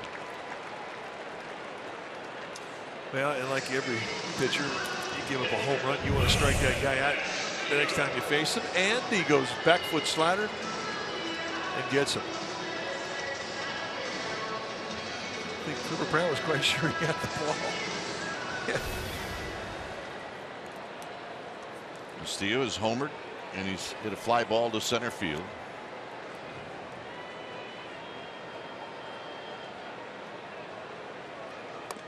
High, 1 ball and no strikes.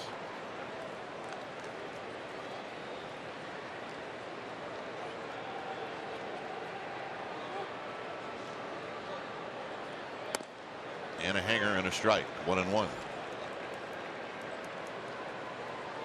So Trevor Brown, he's encouraging Johnny Cueto to keep his arm up. Keep your drive going towards that target. Gillespie. It's a big hop. Catchers really are pitching coaches, and watch Trevor Brown. I mean, he sees the way this ball was thrown, and he didn't like the arm action. He wants him to get his arm up. Get your drive towards your target. Some of the best pitching coaches I ever had were catchers. Mike Rourke, for one. I mean, he was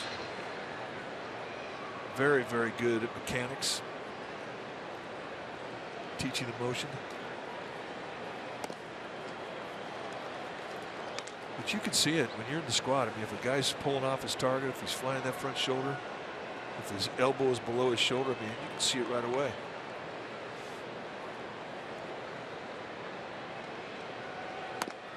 Why is it that it seems like catchers make good managers, good pitching coaches, and good broadcasters?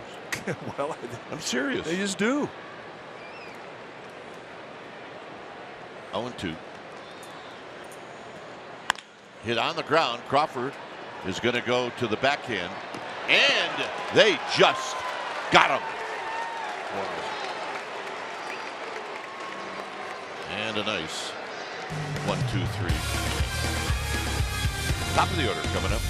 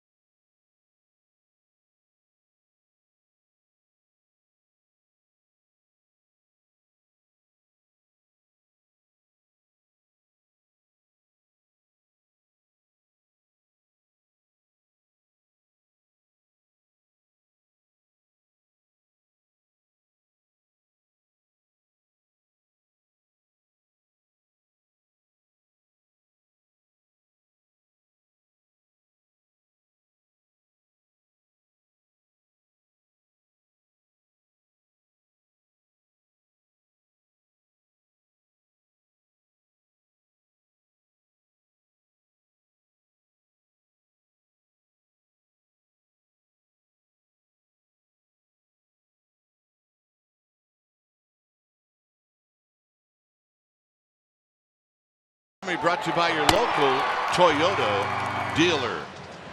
All right, what do we have? D-backs with 3 in the first. They picked up another one in the third. Giants have come back. Gillespie's 3 for 3. He's got a triple-double and a single. And Grant Green and Trevor Brown, a couple of guys that don't get a chance to play a whole lot. They have 2 RBIs each. When it's time for a change, think Speedy Oil Change and Auto Service. Your oil change tune-up and smog experts. It's Andrew Chafin. 31st game that Chafin has been in. Kind of a deceiving ERA. I mean, He's had some bad outings, which has bloated the ERA. But look at the strikeouts: 25 strikeouts in 21. And he's got good stuff. Low to mid 90s with a fastball, hard slider, and a changeup. Against lefties, you're not going to see a lot of changeups. It's going to be fastball, slider. And it's Blanco who's 2 for 3 to lead things off. And Blanco with a swing that he wasn't quite sure of, and it's 0-1. Well, if you're a pitcher and you see a guy swing at that on a first pitch inside fastball, you're thinking, I'm going back in again at some point in the at-bat. Let's just say that inside was just established.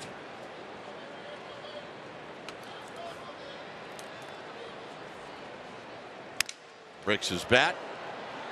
Segura, who's into the game at short, makes the play. So Segura's at short. Goslin goes in to play second.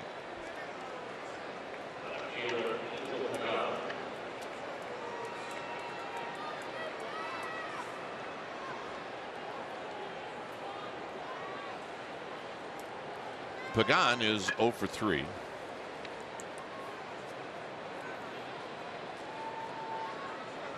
He's not had many offers lately.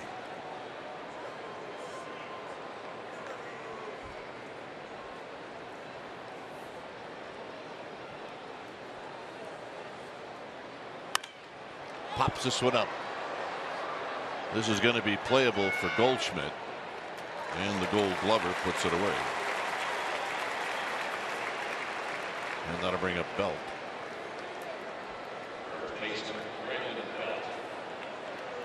Dodgers lead in that game 1-0. That game is in the 6th inning.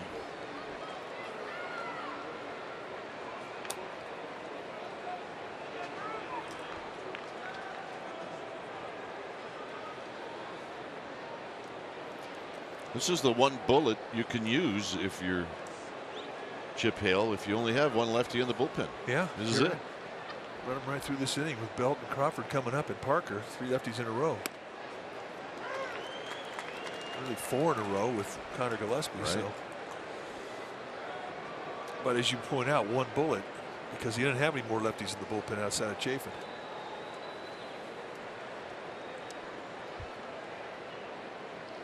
One thing we've noticed when the Giants are coming into a series, we see teams really stack up their lefties in the bullpen, because the Giants, for a lot of games, when Hunter Pence went down with injury and Matt Duffy went down with injury, they had 5 left-handed hitters in the game against a lefty starter.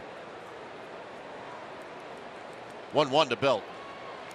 2-1 to Belt. And it didn't matter if it was Clayton Kershaw or Scott Kazmir or how much reputation they had. That's what Bruce Bochy was throwing out there. You know, on this past road trip,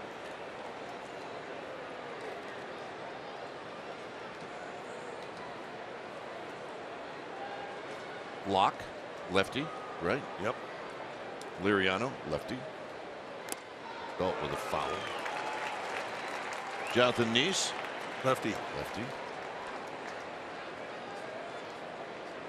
I saw 3 righties when the Phillies pitched.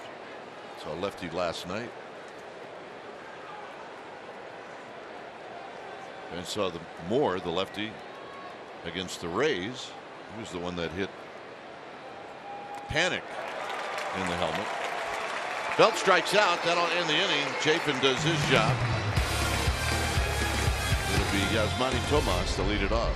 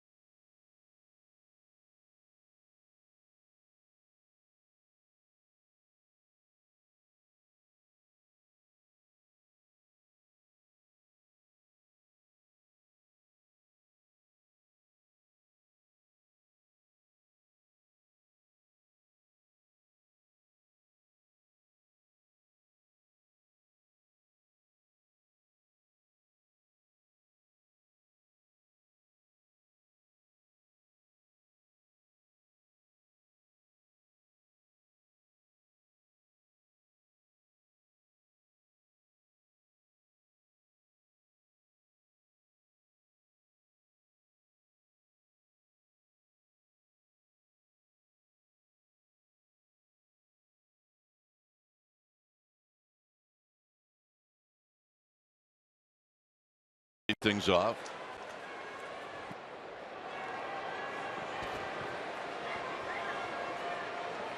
Tomas single in the second. Here he shoots one to the left of Crawford, and Crawford makes the play. One pitch, one out. Yeah, that's it. You know what that is? That's a gift. Yeah, well, we will never quit saying that, because that's exactly how you feel when you're out to the mound. That right there, one pitch out to start an inning, that gives a guy a little shot of energy. 96 pitches into his outing.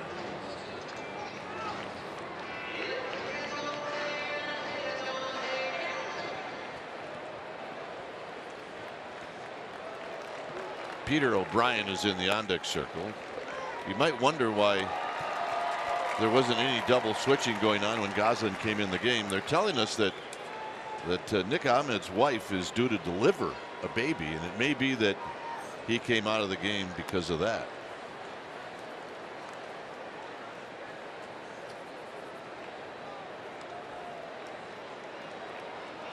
Hey, babies come first in my world. You know what? He may be driving down the road right now in his uniform. And then what would be wrong with that? No problem.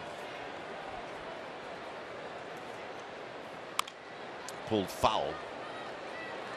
I used to do that and get a free burger in Cleveland. Hey, you play for the Indians? Yeah. All right, here. Take one of these. Cleveland right now, the center of the earth. 14 wins in a row for the Cleveland Indians. You're right. But we're not going to bring up the other reason they're happy, right? No. Nope.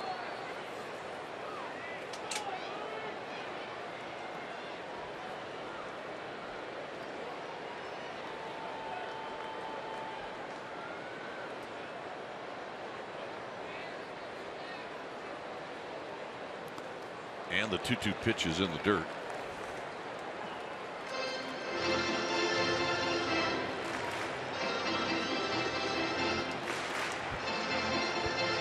Cueto wants to do baseball. 101 pitches in the bullpen for the Giants. Empty. Quiet.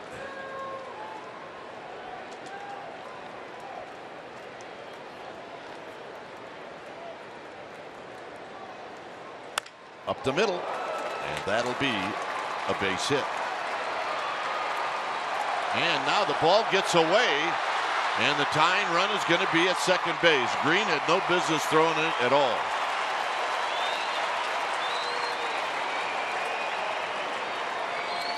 Now you've got great speed at second base because of the gift of 90 feet. I mean, when he threw the ball, Goslin is almost by the bag at first. I mean, his instinct was to the play, I'm sure, but it's just an example of Green hadn't been here all year. He's been down to Sacramento, and perhaps he didn't know Goslin and his speed, because that was a throw he should not have made.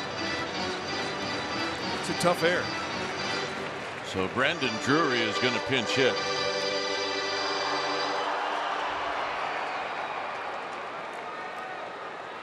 Drury's a .271 hitter. He's got 8 home runs, 18 driven in. He's 1 for 7 as a pinch hitter.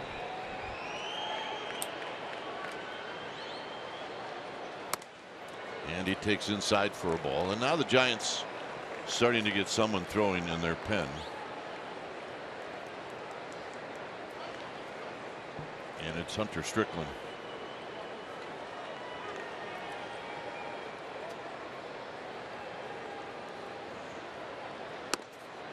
Nope. 2-0. There's Hunter Strickland. A lot easier to get loose here at Chase Field in the desert than it was last night in the Coliseum in Oakland. Tonight here, if you're Strickland, 8 pitches into it, your fastball is established. You can take your hat off and say, I'm good to go.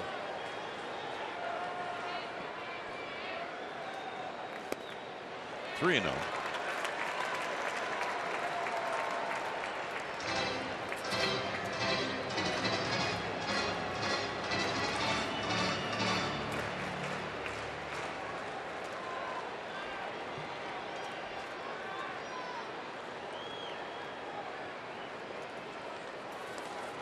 See what Cueto has in mind, 3-0. And he hits the outside corner, 3 balls and 1 strike. Talked about Drury, 1 for 7 as a pinch hitter. I think one of the reasons he's taken this at bat because he's got a little history against Cueto, 2 for 3. Not a lot of history, but this is something that a manager would pay attention to. 3-2.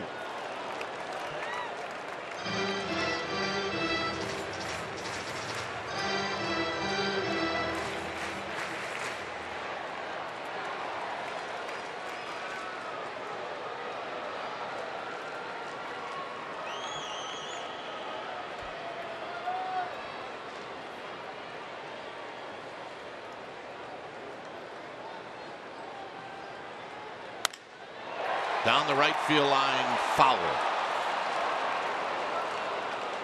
Well, he went outside the strike zone very much like Trevor Brown did. 2-strike count, trying to shoot one down the right field line. This was not across the plate, but look at the elevation right there above the belt, and that's where you can defend between the belt and the letters. Nice effort right there.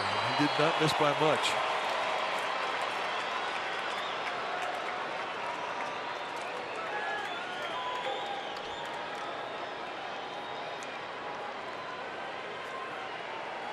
Three and 2. Segura almost in the batter's box. That might be what they're talking about right here is location. Trevor Brown saying he's gambling, he's jumping out there. Well, Brown did, so he would recognize that if somebody else is doing it. And if that's the case, if a guy's jumping out looking away, it exposes him middle in. And if you go inside and you miss inside, not a problem. But Brown may think there's an advantage there.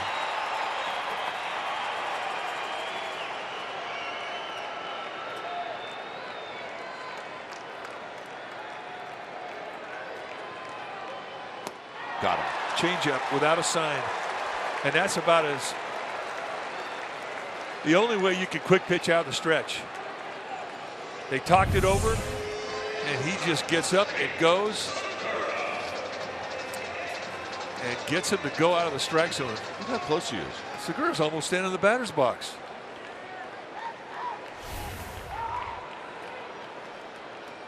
He's 1 for 3 against Cueto tonight.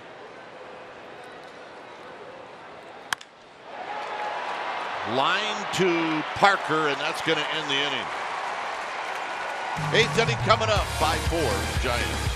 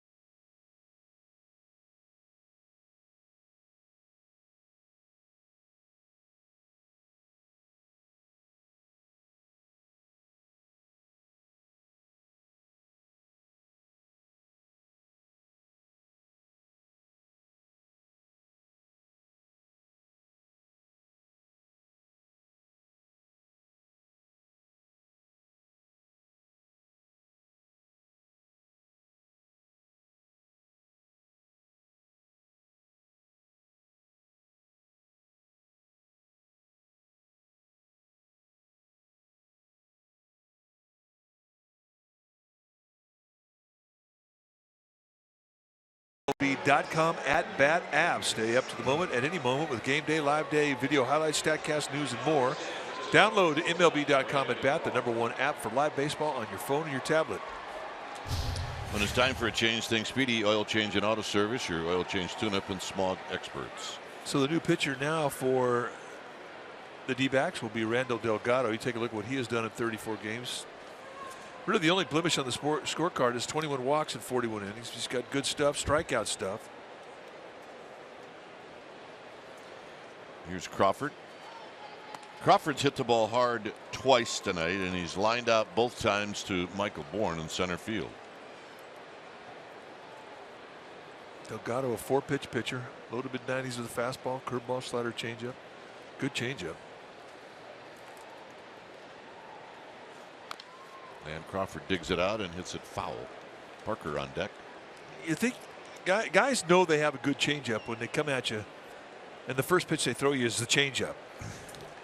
Because normally you need to establish a speed before you can change off of that speed. But guys with really good changeups, they don't care. They'll throw it any time.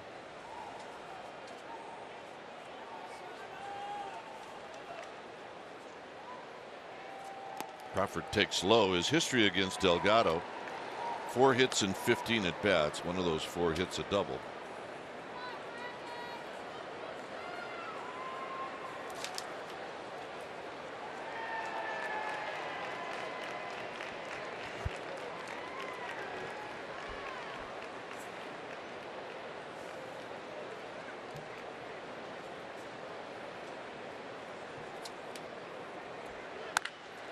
On the ground, and Goldschmidt has it. So another ball struck well. 1 out. And here's Parker. Guerin getting loose. It was Strickland, now Corey Guerin. Well, he will pitch the 8th, it looks like.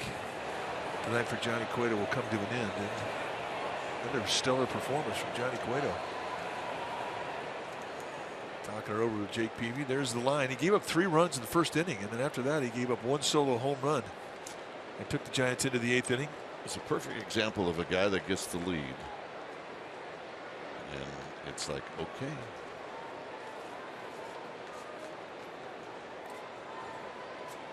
Parker had a base hit with 1 out in the 6th, and he eventually helped the Giants score twice.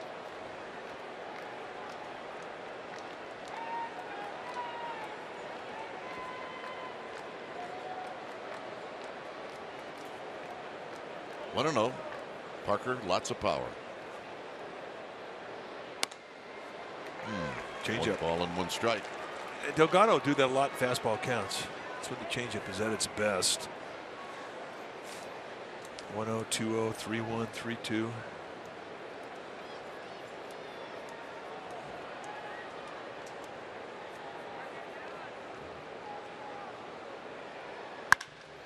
High and deep to left.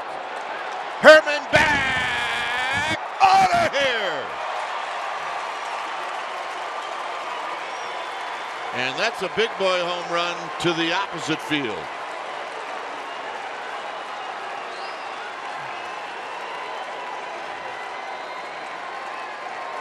And that's the type of swing of the bat that will have everybody in the Giants dugout excited. It is a rare thing to see a guy hit a ball that far to left field. That's halfway up the bleachers, opposite field.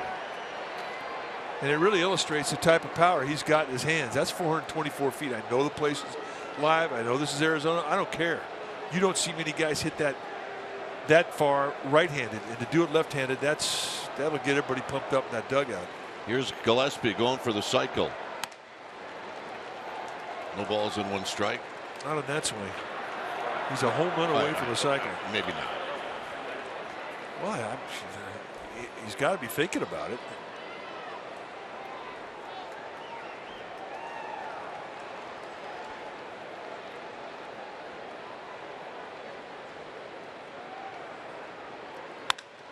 Popped him up.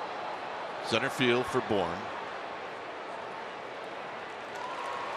First time Gillespie's been retired.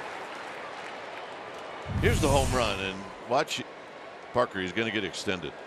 Oh boy, does he ever. And he catches it with backspin right in the outside corner. He really gets that ball get into him deep, and it's almost like he hits it off his left hip. And then it's just a matter of how far it's going to go over the wall. You knew off the crack of the bat it was out of here, and look at that, halfway up the bleachers. That is an opposite field bomb. Here's Green. Green is 1 for 3. He's got a couple of runs batted in. Yep, a swing of the bat like that will make you smile.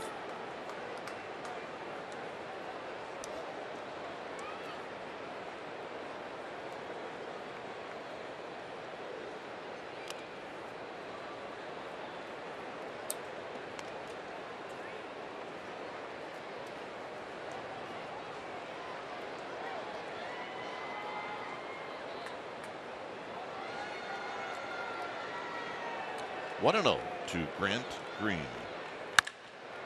And past Goldschmidt for a base hit. Another 2-hit night for Grant Green. And what we have seen from him consistently is nice approach to the right side of the field.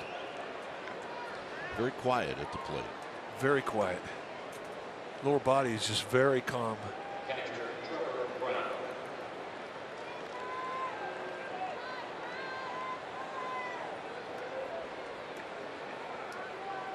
Here's Trevor Brown. Trevor Brown in the 6th inning. Picked up a double that knocked in 2 runs. The first run tied the game. The second run gave the Giants the lead.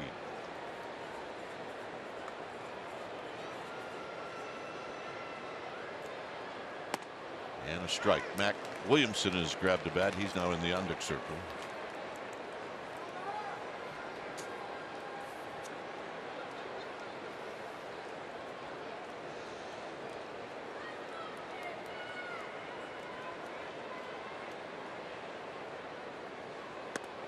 Down low, 1 ball and 1 strike.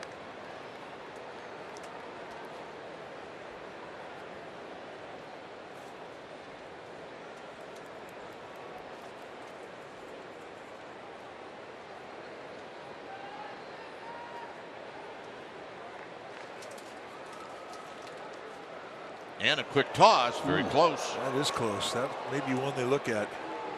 Saw the reaction from Goldschmidt.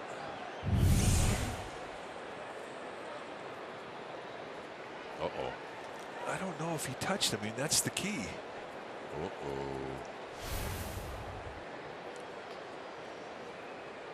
D-backs are looking at it. Depends if they get another angle at it.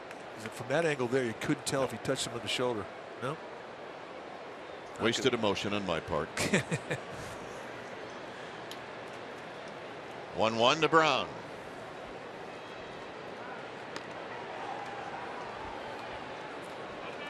Little tip though for kids who get in the lead when you come back to first base, don't dive back and try and touch the middle of the base. Try and get as far away from that first baseman as you can. Go to the right field side of first base. Brown pulls it foul. All right. They call him the Golden Oldies here. They give him khakis and a double flap helmet. That's rough. Well, look, they're in their 70s. Who are they going to impress? It's just a rough look. Give me Uni. Brown out swinging, and that'll end the inning. Giants knock one out of the park. It's Jared Parker. He goes the opposite way. His number 5 for him is Bye Bye Baby, and the Giants lead 6-4.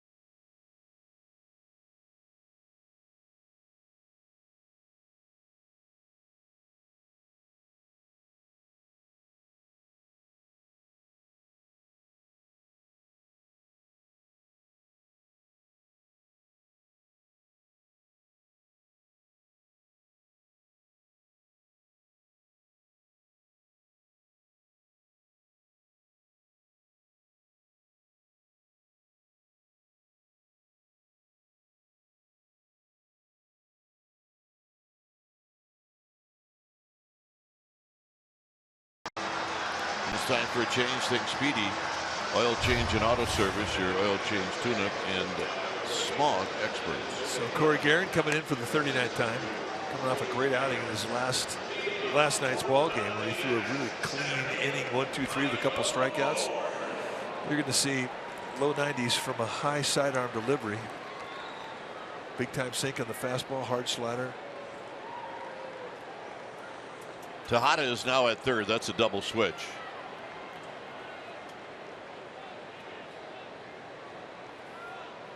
And here's Michael Bourne. And he looks at a strike.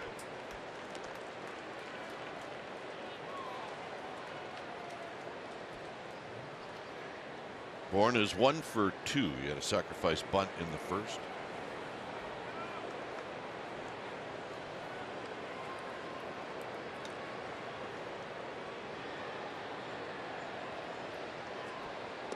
Low. Goldschmidt on deck. That was a changeup from Guerin. See Josh Osich getting heated up.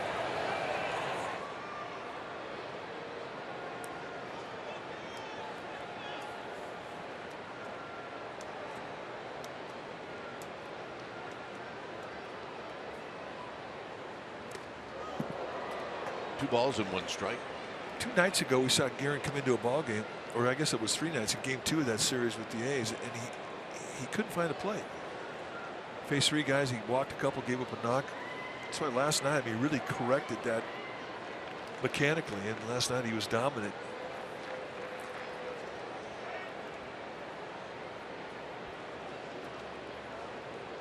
Brown setting up away. And it rolls it foul. It's 2-2.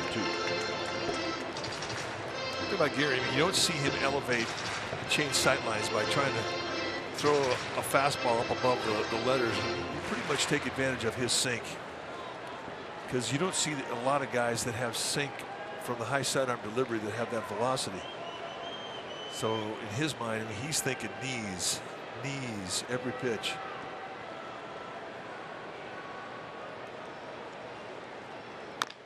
Tapped off of Bourne's foot, and he is in some pain. I don't even know if that was off his foot, Mike. That might have been off the ankle. Well, it lit his candle. There's no doubt about that.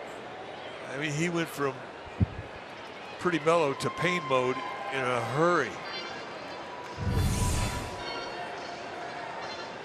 Right on the top of the right foot.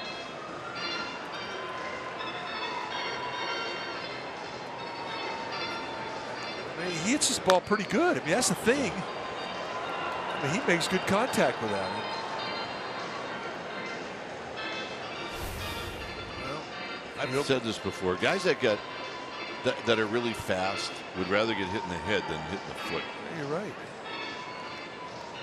So it's going to take a little time here. Maybe in the helmet. Grazing.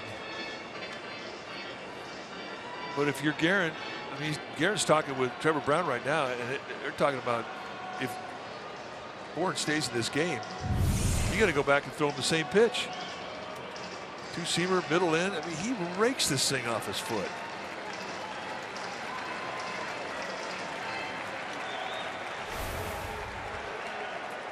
He is miserable. 2-2.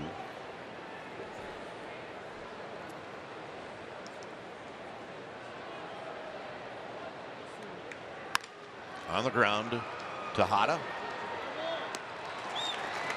Bruce Bochy was talking about Tejada, and one of his strengths is great arm. Come in for defense. Sitting around all day. It's really the worst job in baseball. And then you get one hit right at you. I mean, really not a chance to kind of get into a rhythm. I mean, you're just there cold turkey. Go get him. Actually, this was not coming in for defense. This was a double switch. Here's Goldschmidt. Low, 1 ball and no strikes. So much nicer for Corey Guerin to face Goldschmidt with a 2-run lead than a 1-run lead.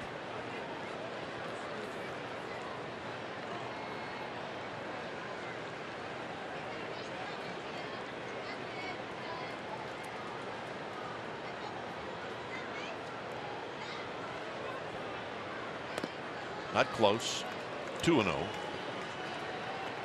But with the 2-run lead, you do have to get in that strike zone.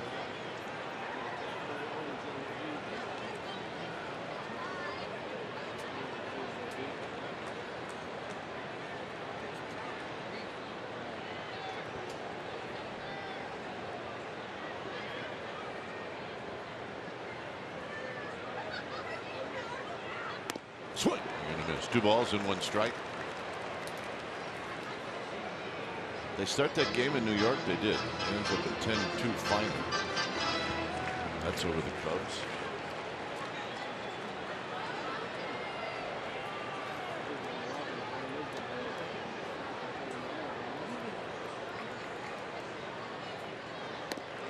Two and 2. That's the best part about this road trip. Is that the last city has a dome. You're not going to have any rain delays. Of course, this really wasn't built to protect the Diamondbacks from rain. It was built to protect everybody here from the heat of the summer.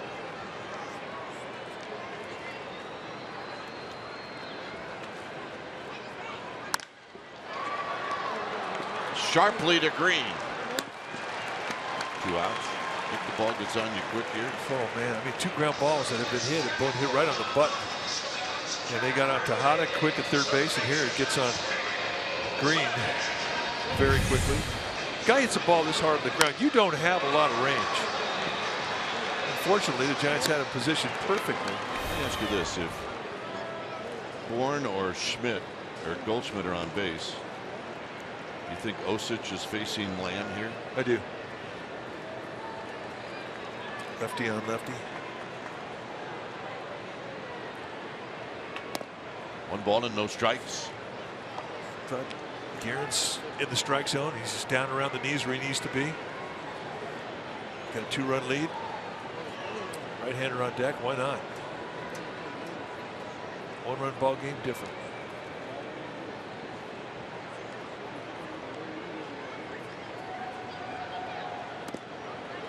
So it's 2-0. This is where Guerin was with Goldschmidt. 2 balls and no strikes.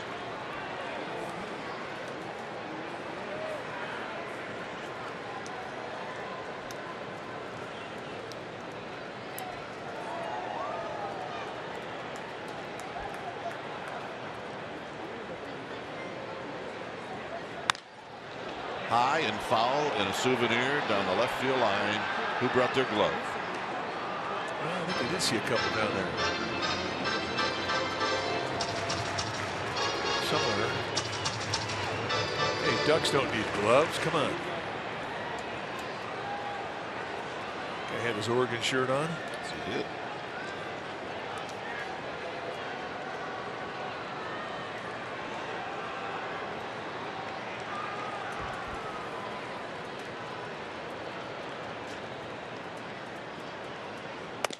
Three and 1.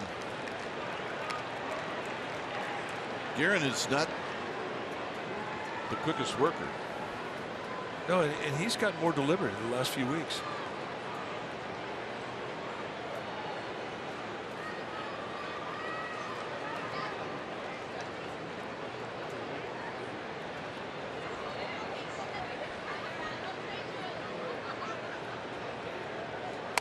Three and 2. Elevate challenge again. The benefit of a 2-run lead.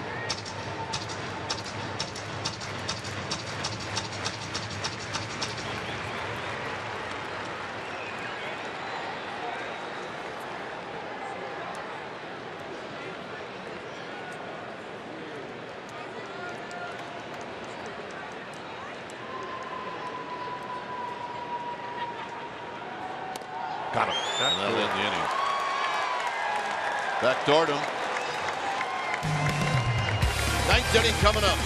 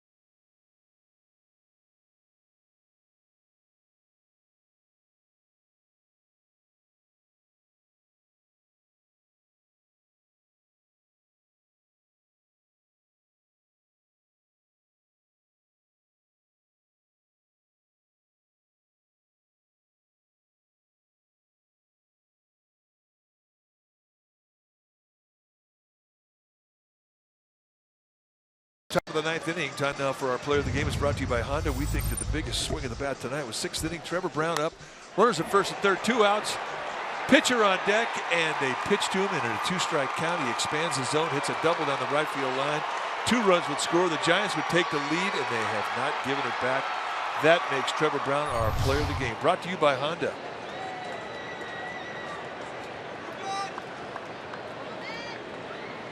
Here's Tejada.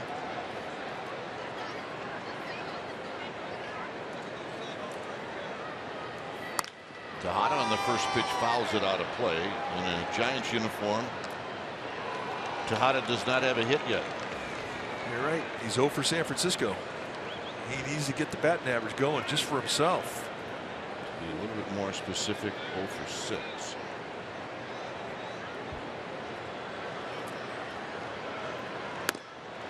Oh, and 2.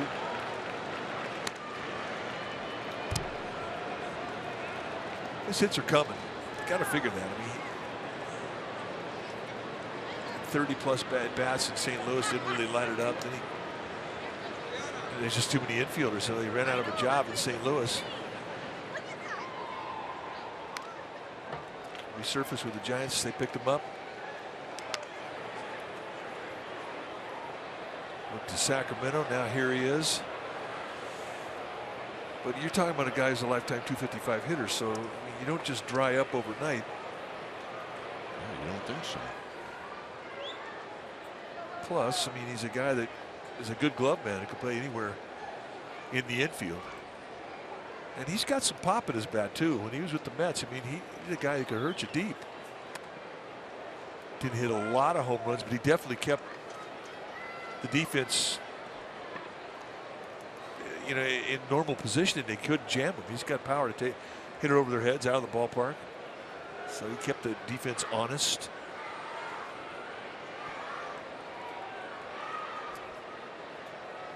But he needs a little love, no doubt. It's this one on the ground to Goslin. So Hunter retired, and here's Gregor Blanco, who's got a couple of hits tonight. Center fielder, Gregor Blanco.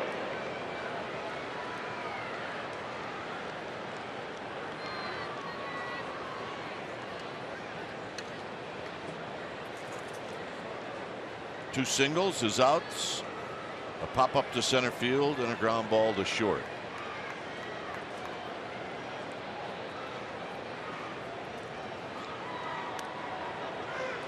And to call strike, Angel Pagan is on deck. It's been Miller, Chafin, and Delgado.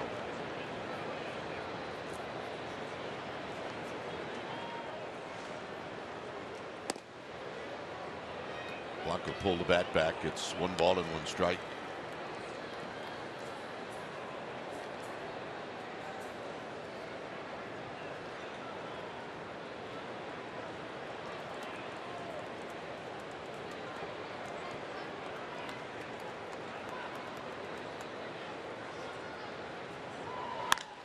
Blanco pops one up center field. It's going to have to be an infielder, and it'll be Segura who puts it away. And here's Angel Pagan, who is sitting on an 0 for 4. You definitely sleep a little better at 1 for 5.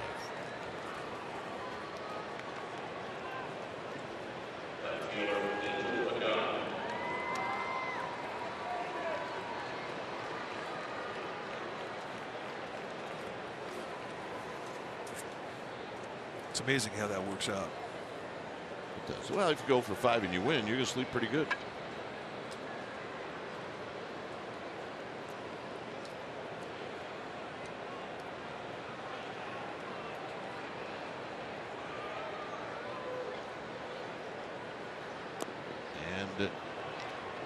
No swing. Says Todd Titchener, the umpire at third base.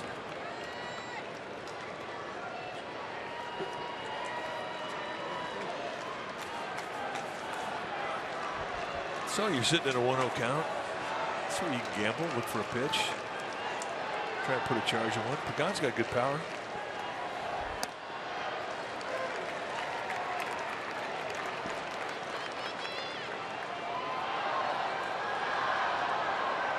One ball and one strike.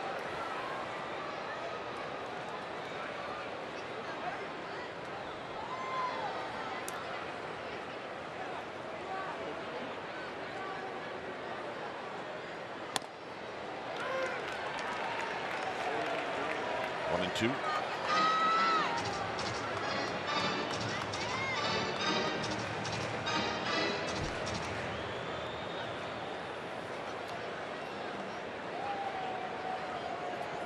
So Pagan in a battle, 1 ball and 2 strikes.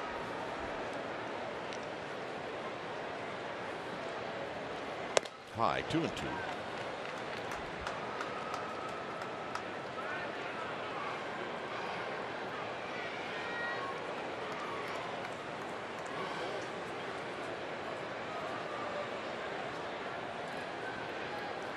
Belt watching and waiting and hoping that he's going to get a chance to hit here in the ninth.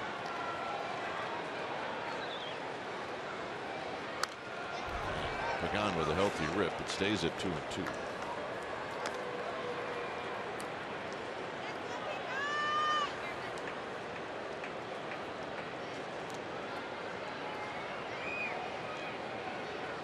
Belt would love to get a chance.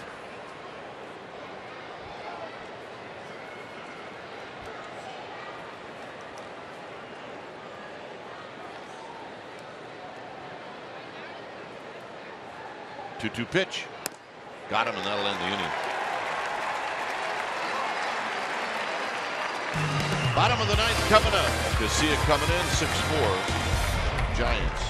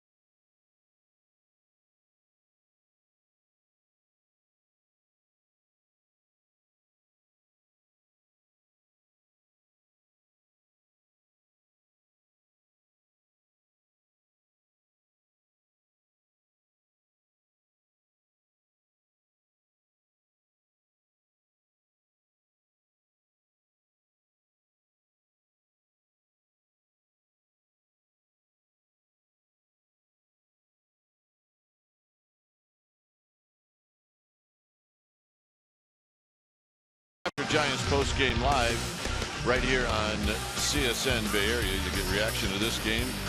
Durant, well, he met with the Warriors today, and the latest on all the NBA free agency news.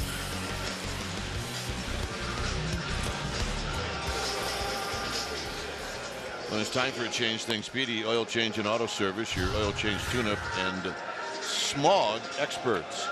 Santiago Casilla, the Giants closer, coming in to try and nail this one down. This is his 34th time he's come into a game. 17 saves on the year for Casilla. 40 strikeouts at 30 2/3. That is good stuff. 37 base runners in 30 2/3 innings. That's a good whip ratio. A little bit 90s with the fastball. He will 4 and 2 seam, curveball, slider, changeup, and he will throw all of them.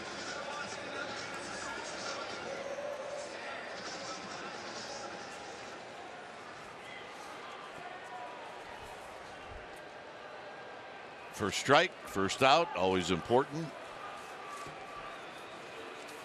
Yeah, as we've known Casilla over the years, that first strike does a lot to calm him down.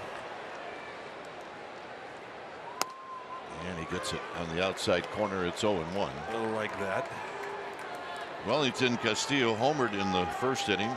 After that, he's hit a fly ball to center, and he's bounced out to third.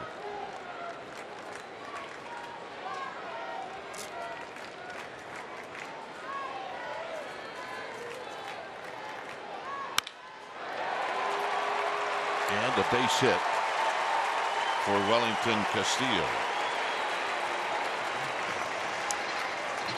Just like that, the D-backs get a tying run coming up there.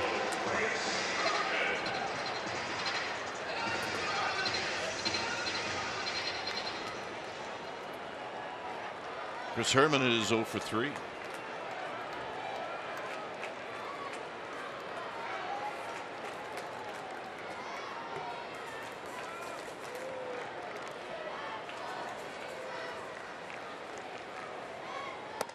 And the pitch is wide. 1 ball and no strikes.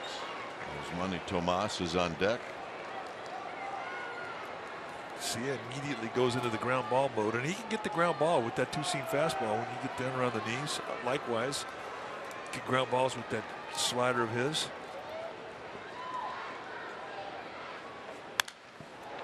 Lifted out of play. And he's also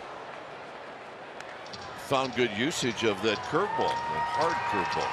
That's been a really good breaking ball for him, for both righties and lefties.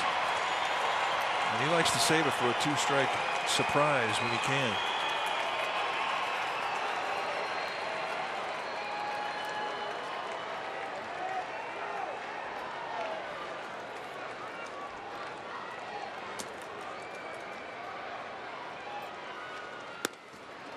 One and two. Belt is now playing behind Castillo just to maybe get a little better range on a ball hit into that hole.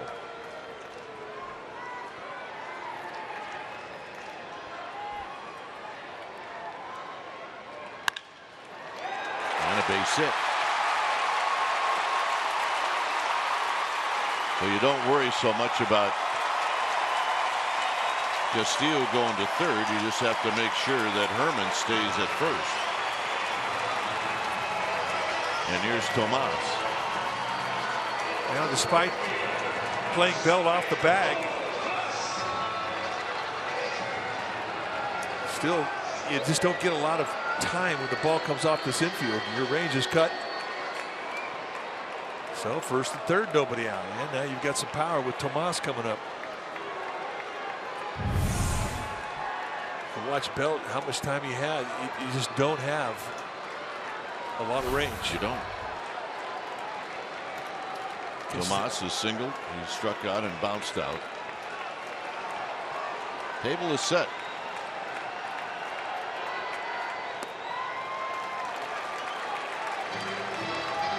You really have to pay close attention to Herman. He's got good speed at first base. He's only got 3 steals on the year, but it is well within his skill set, and you want to keep him out of that scoring position if you can help him. So from Casillas' perspective, he's got to make him stop. You've got to throw your moves over to first base. Your concern is more to the runner at first than it is to the runner at third.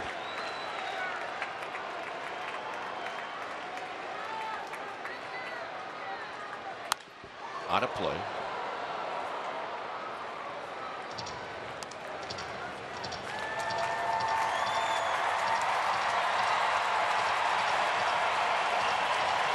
You're wondering, Tomas has hit into 8 double plays. Only one guy on the team has hit more than him, and that's Paul Goldschmidt. I was wondering. 1 ball and 1 strike. Yeah, that was 2.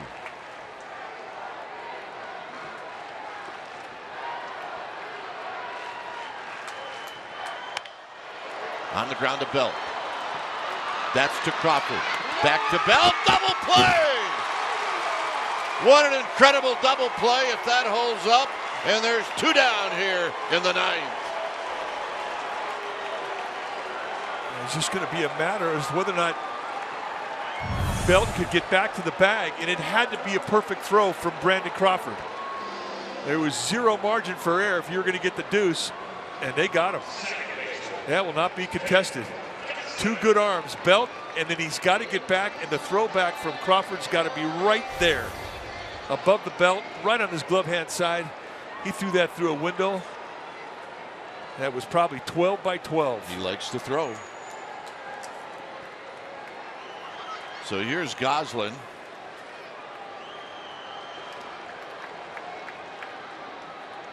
And Goslin takes just a little low. 1 ball and no strikes.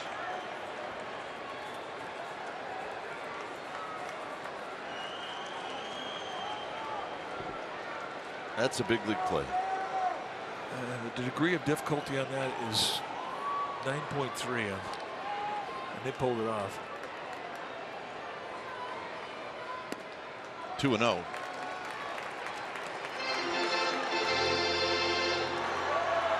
Peter O'Brien is on deck. He's a young player that's just got a ton of power.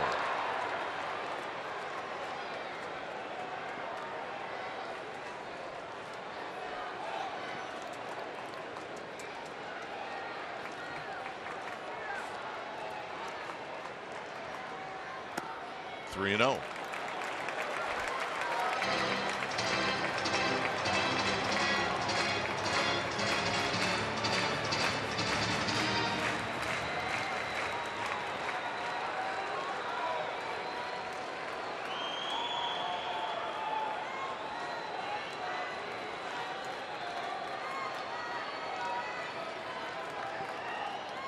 Right there on the outside corner.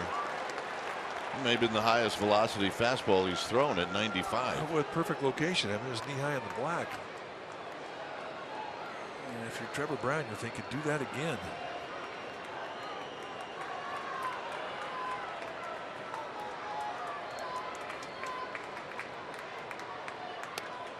And the walk. Well, that power that you're talking about is going to get a chance.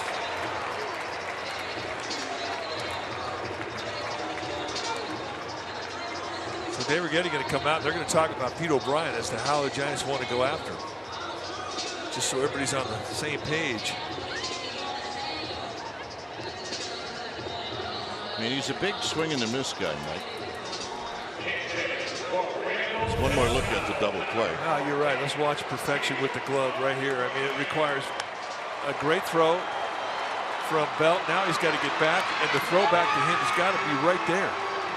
I mean, you can't make that first baseman reach any way. The ball has to be right on the glove, shoulder height, and that's where it was. It allowed him to do his footwork to get the bag. O'Brien is struck out 23 times in 54 at bats. He's hitting 130, but you can't make a mistake. No balls and 1 strike. Well, he was geared for the fastball, and he gave it to him.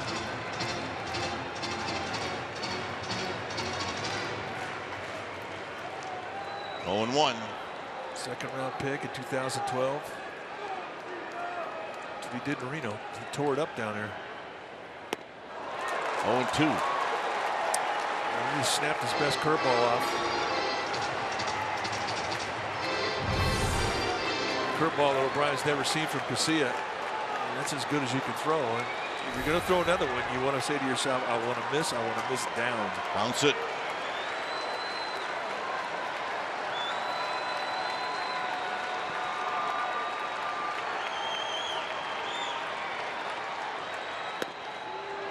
One and 2. 96. He loves it hot. He'll always add a couple extra feet on the fastball when the temperatures are high.